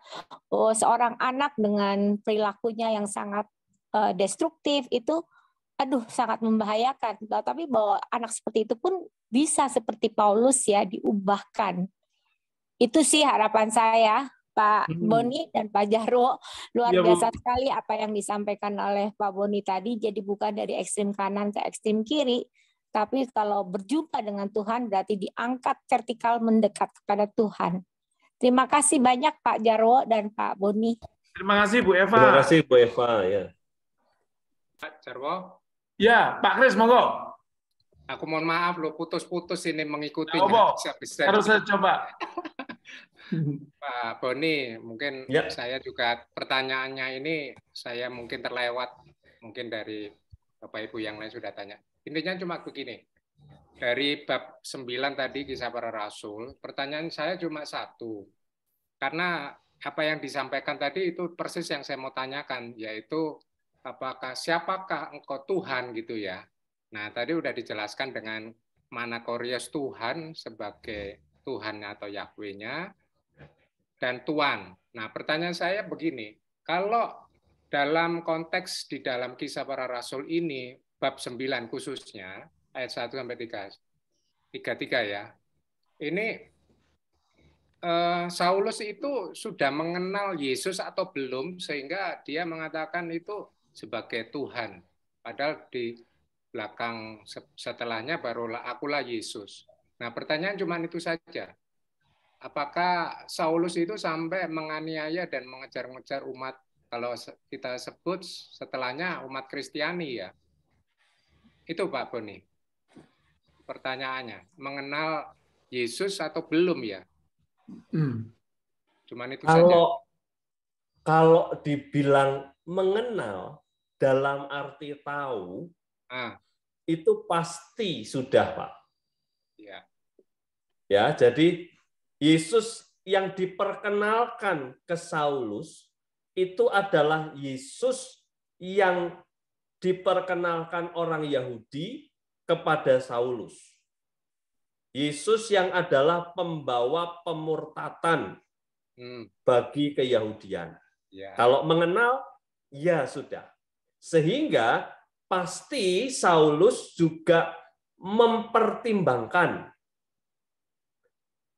pemikiran-pemikiran orang Kristen pada saat itu yang menjelaskan Yesus Mesias, dan dia juga pasti punya dalil dan fatwa dari Mahkamah Agama itu untuk membantah segala dalil-dalilnya yang disampaikan oleh orang Kristen. Jadi pengenalannya masih sejauh itu.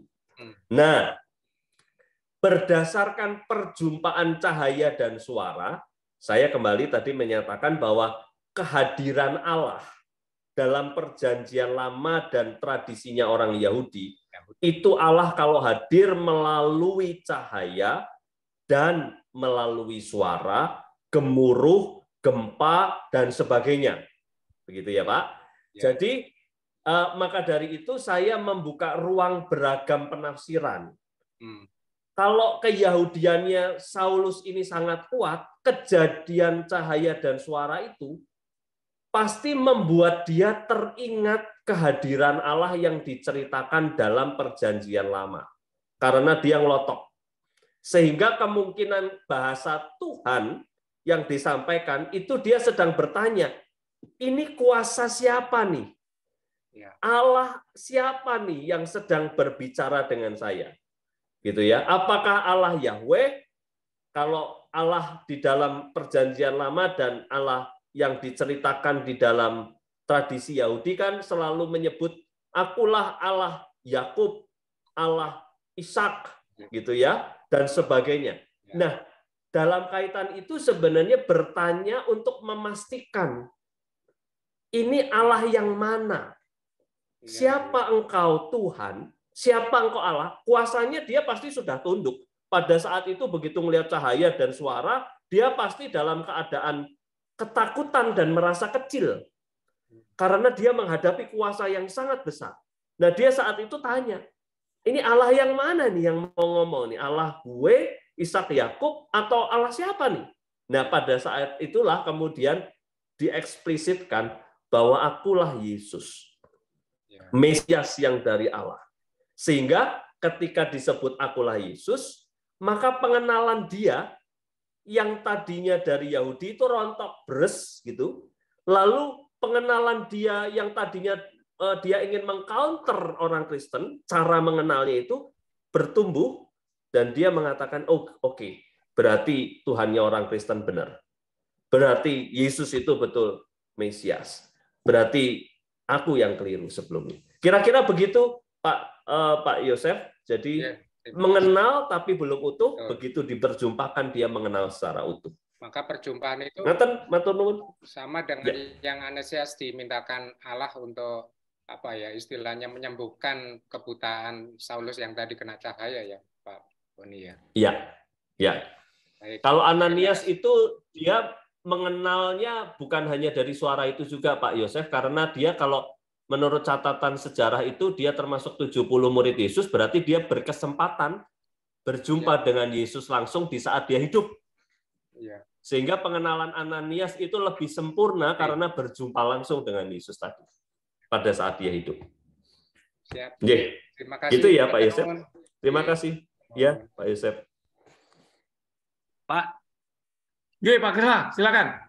Saya tertarik yang Pak Yosef ini, tapi tadi pertanyaannya mengenai pengenalan akan Paulus terang Tuhan Yesus ya. Saya coba tarik dari sisi karena kita nggak tahu kenal, yang tahu pernah saya pelajari tidak pernah ketemu memang. Jadi Saulus tidak pernah ketemu Yesus, tapi dia mendengar mengenai Yesus ada. Saya coba kasih catatan sejarah sedikit ya. Saya ambil dari informasinya. Saulus itu tahun 20 Masehi dia berangkat ke Yerusalem. 20 Masehi ya. Dia kan lahir 6 Masehi. Dia jadi kira-kira umur 14 tahun dia berangkat kan harus kan sebagai orang Farisi dia harus belajar Taurat ya. Dia ditarik belajar dengan Gamaliel di Yerusalem itu tahun 20 Masehi. tahun 28 Masehi Saul kembali ke Tarsus. Ya. Terus tahun 34 Tuhan Yesus mati kan 33 kira-kira ya. 33 Masehi kan. Jadi antara 28 34 Saul ada di Tarsus. 34 Saul kembali ke Yerusalem karena oleh Gamaliel akan dipromot sebagai konsil di Sanhedrin. Bukan Imam Besar ya, sebagai konsil di situ dibilangin. Nah, pada saat dia 34 AD itu dia kembali ke Yerusalem, diceritakan itu Saul terperanjat. Dia mendengar berita. Jadi mungkin Tuhan Yesus sudah disalib nih. Kok ada kelompok yang dianggap sekte Yahudi yang kemudian disebut kaum Nasrani yang mendeklar Yesua adalah sebagai Mesias Yahudi. Di situ dia nggak terima karena dia dapat pengajaran sebelumnya bukan itu. Tapi kalau tadi Pak Pendeta bilang bahwa Saulus tidak ekstrim dari keadaan itu, saya sependapat. Karena pertama kalau kita lihat di Kisah 5 yang lalu ya, ayat keberapa nih? Saya bilang waktu di sidang Mahkamah Agung, Mahkamah Agama para murid atau rasul itu, di situ Gamaliel adalah itu dibilang tetapi seorang Farisi dalam Mahkamah Agung yang bernama Gamaliel, seorang ahli Taurat yang sangat dihormati, dia aja di ayat 38 mengatakan, karena itu aku berkata kepadamu, janganlah bertindak terhadap orang-orang itu. Biarlah mereka, sebab jika maksud dan perbuatan mereka berasal dari manusia tentu lenyap. Tetapi kalau berasal dari Allah dan seterusnya, sehingga mereka mengatakan bahwa jangan-jangan kamu melawan Allah. Jadi dari sini kelihatan Gamaliel sebagai guru daripada Paulus sendiri, dia sendiri sebetulnya menurut saya ya, sebagai Farisi ahli kitab, mereka udah tahu ini ada sesuatu kan. Cuman mereka demi itu nggak bisa dong sebagai Mahkamah Agama menyatakan ya itu Mesias kan. Tapi dia ada keraguan. Nah kalau saya kembali lagi ke tadi yang Saulus yang bertobat, di sini memang kitab Kisah 9 ayat 5-6 ini kalau kita lihat ada yang hilang di sini penerjemahannya. Karena di terjemahan bahasa Indonesianya karena ayat 5 ayat 4 ya. Ia rebah ke tanah dan kedengarannya olehnya suatu suara berkata, Saulus, Saulus, mengapakah engkau menganiaya aku? Terus ayat 5, jawab Saulus, siapakah engkau Tuhan? Katanya, akulah Yesus yang kau aniaya. Cuman itu kan dari mana? Kalau kita lihat di King James Version ayat 5, and he said, who are you Lord? Lord L besar ya. Then the Lord said, I'm Jesus whom you are persecuting. Nah ini yang kalimat tidak diterima. It is hard for you to kick against the goats. Itu nggak ada di terjemahan. Terus masuk ayat 6, tetapi bangunlah dan pergilah ke dalam kota. Di sana dikatakan kepadamu apa yang harus kau perbuat. Padahal kalau di King James Version sebelum kata ini ayat 6 diawali so he trembled, Paulus nih, so he trembling, gemetar and astonished, terperanjat dan berkata Lord. Pada Tuhan dia bilang saya adalah Yesus, tapi di situ dia katakan Lord, what do you want me to do? Then the Lord said to him, arise. Baru yang seperti terjemahan di ini. Jadi ayat 5b-nya nggak ada, terjemahkan ayat 6 sebelum itu pun hilang. Jadi kalimat yang menyatakan it is hard for you to kick against the goats tidak ada di 5. Dan ayat 6 diawali dengan di bahasa Indonesia tetapi bangunlah. Padahal di depannya ada so he trembling, gemetar dan terperanjat, so astonished, said, Lord, what do you want me to do? Then the Lord said, bangunlah dan pergilah, arise and go into the city. Jadi saya hanya melihat ini dalam suatu keadaan yang singkat dia melihat cahaya begitu. Siapa Lord? Aku adalah Yesus Aniaya. Terus dijelasin dia gemetar dan dia benar. Saya adalah Yesus. Tapi langsung Paulus dalam keadaan itu mengatakan Lord. Jadi diakui di situ. Rasanya perubahan itu nggak semudah itu. Mungkin dalam dirinya sebetulnya dari dia belajar dari Gamaliel ada keraguan. Benar nggak ya? Karena dia udah cerita ini bisa membangkitkan orang mati seperti ini kan semuanya ada. Kalau orang yang ahli kitab kan dia mengikuti kan.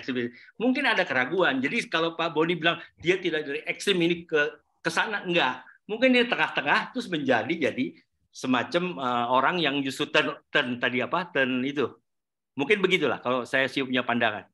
Mas Boni pengen nanggapi sedikit Pak Mas Boni. Ya, silakan. Kita tidak hanya mendengar Paulus saja yang tiba-tiba bilang Lord, bilang Betul. Tuhan gitu ya. Petrus pun bilang begitu. engkaulah anak Allah. Thomas pun bilang begitu, Tuhanku, Allahku, gitu kan. Yesus mengatakan apa sih terhadap respon-respon seperti ini? Bukan kau yang mengatakan itu, tapi betul.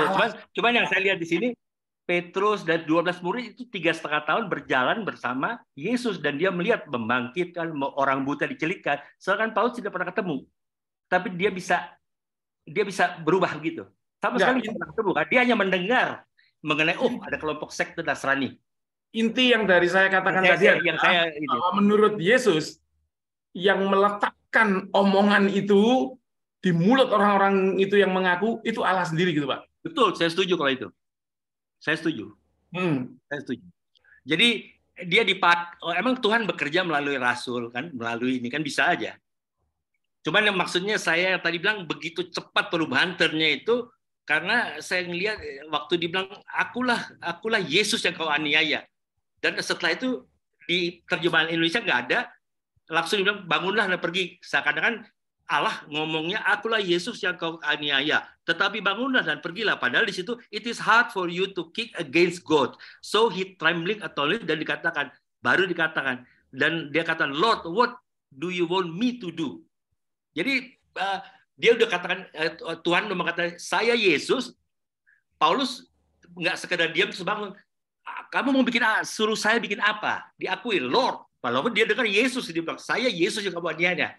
Di situ kan dia seakan-akan mengakui, iya Yesus is Lord. Apakah begitu? Itu isi pandangan saya. Iya. Ya jadi kita kan berusaha memikirkan bagaimana perubahan dan cepatnya itu. Dari mana asal Saulus sebenarnya memanggil Tuhan, gitu kan istilahnya ya. Pemahaman apa yang melatar belakanginya. Prosesnya bagaimana? Ya oke, saya bisa mengerti percakapan kita, dimensi dari Pak Jarwo, dimensi kuasa dari Roh Allah yang kemudian memampukan orang menyebut Yesus sebagai Tuhan. That's fine. Dimensinya Pak Krisna juga nggak masalah. Tetapi yang saya sodorkan tadi, yang saya tawarkan adalah Tuhan menggunakan tata cara penampakannya dengan tata cara Yahudi sehingga langsung Saulus itu bisa mengatakan Lord, begitu ya. Siapakah engkau Tuhan? Karena dia berjumpa dengan indikasi-indikasi kehadiran Tuhan yang powerful. Meskipun Lord-nya ini yang siapa gitu ya, baru dijelaskan Yesus berikutnya.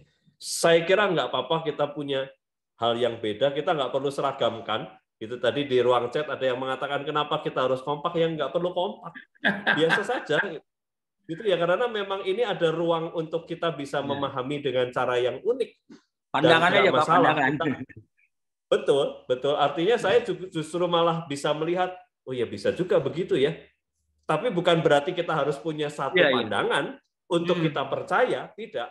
Kita bisa punya 1000 pandangan tentang Yesus, tetapi kita mempercayai Yesus yang sama, ya enggak apa-apa. Kayak misalnya beginilah, handphone ini ya, handphone. Ya kalau kita melihatnya dari sisi samping, ya kita akan melihat Yesus adalah sosok yang panjang, kecil, lurus kayak pensil. Kita akan menjumpainya melalui itu, dan kita ingin merasakan Yesus di wilayah ini, ya enggak apa-apa. Panjang ya, panjang. Lalu kita ketemu sama orang yang lihatnya dari atas. Enggak panjang-panjang amat gitu ya. Ini kayak step, kayak penghapus. Oke, ya enggak apa-apa gitu ya. Terus kemudian ada yang lihat dari belakang. Oh enggak, itu lebar loh. Oh enggak, yang lihat dari depan. Oh enggak, itu gelap. Bukan coklat. Itu meling. Meling itu bahasa Indonesianya apa ya? Terhubung. Bukan meling itu apa namanya? Bercahaya gitu ya, mengeluarkan cahaya. Ya, gitu ya. Jadi kalau buat saya melihat satu ayat itu sama dengan melihat kayak handphone ini. Kalau saya melihat dari sini, makanya saya berusaha terbuka dengan pemahamannya Pak Krisna, karena Pak Krisna bisa saja melihatnya dari sisi sini. Pak Jarwo melihatnya dari sisi sini.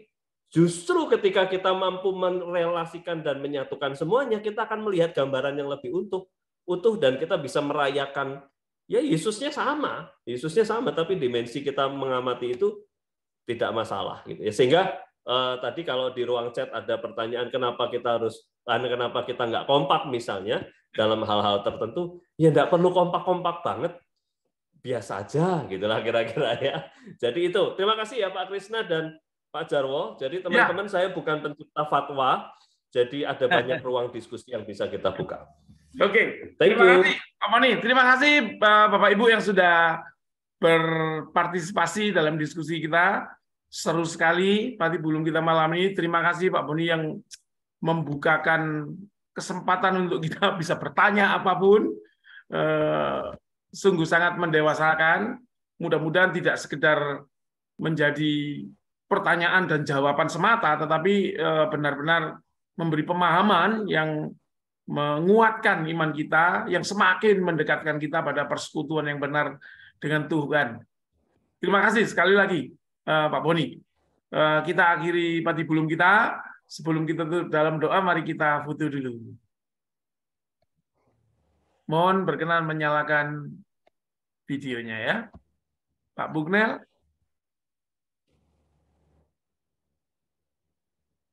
Loh, cepat sekali turunnya. Kita tadi 53 orang, Mas. Sekarang tinggal 40. Ya, nggak apa-apa. Udah pada ngantuk. Nggak mau difoto kali, Pak Jarwo. Kenapa, Bu? Nggak mau difoto kayaknya. Iya. Oh, ini ada Bu Yudi. Oh ya, nanti tak pasangin fotonya.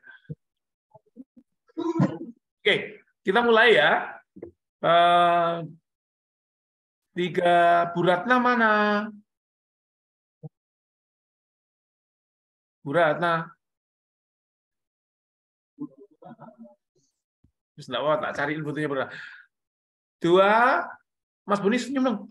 2, 3, 4. Aku tuh belum sikat gigi ya, Pak. Tak ulangi. Bu Ratna baru muncul. 3, 4. Cabenya. Oke. Bentar ya, saya amankan dulu nih. Aduh. Tukang foto itu ngitungnya cuma 1, 2, 3, 1, 2, 3, lain gitu loh Pak Jarwo. Terus 1, 2, 3 bayarannya gede. Bisa dimulai 2.500, 1.500. Benar. Bentar. Itu tukang aqua itu. 2.500. Oke, aman. Mari, sekarang halaman yang kedua. Saya akan menghitung. 2039, 2040, 2041. Namanya Ajile. Apa itu, Pak? Beda, Pak. Namanya beda, berani beda, Pak. Oke, aman. Oke, mari kita. Aman ya? Yuk, aman. Ya. Mari kita tutup dalam doa. Pak Boni sekalian tutup dalam doa. Baik, mari kita berdoa. Ya Tuhan, mengenal Tuhan yang kami sampai saat ini rasakan, mengenal Tuhan melalui bagaimana kami mengolah pikir. Tetapi ajar kami untuk mengenal Tuhan dalam perjumpaan yang otentik dengan Tuhan di dalam kehidupan kami sehari-hari. Sehingga perlengkapi kami untuk mengenal Tuhan bukan hanya dari percakapan, diskusi, dan mungkin juga perdebatan, tetapi kami sungguh-sungguh mampu mengatakan, aku berjumpa Tuhan dalam kehidupanku. Maka dari itu kami mohon Engkau sempurnakan kami dengan Roh-Mu yang kudus, sehingga kami betul-betul mampu untuk merasakan kehadiran Tuhan. Meskipun mungkin tidak dengan cara yang spektakuler seperti Saulus, dalam cahaya dan suara, tetapi kami mampu menjumpai kehadiran Tuhan di sepanjang hidup kami. Kami juga ingin berdoa Tuhan untuk kami semua yang dalam pergumulan, dalam segala hal yang kami rasakan, kami mau Tuhan bersama-sama dengan kami, jangan jemu menemani langkah kami ya Tuhan, tetapi tuntun kami untuk kami boleh terus menghadapi tantangan yang kami alami. Kami sebentar akan undur, kami akan beristirahat, teduhkan hati kami, tenangkan pikiran kami, sehingga kami boleh istirahat dengan baik, dengan tenang, dan kami mampu untuk bangun besok dengan keadaan yang segar. Dalam nama Kristus Tuhan kami berdoa. Amin. Amin. Terima kasih Pak Boni. Terima kasih. Terima kasih Bu Olma yang telah membantu sebagai host. Terima kasih sekalian. Sampai ketemu di episode selanjutnya. Selamat malam. Terima kasih Pak Jarwo. Terima kasih Terima kasih Pak Boni. Pak Jarwo, Bapak Ibu.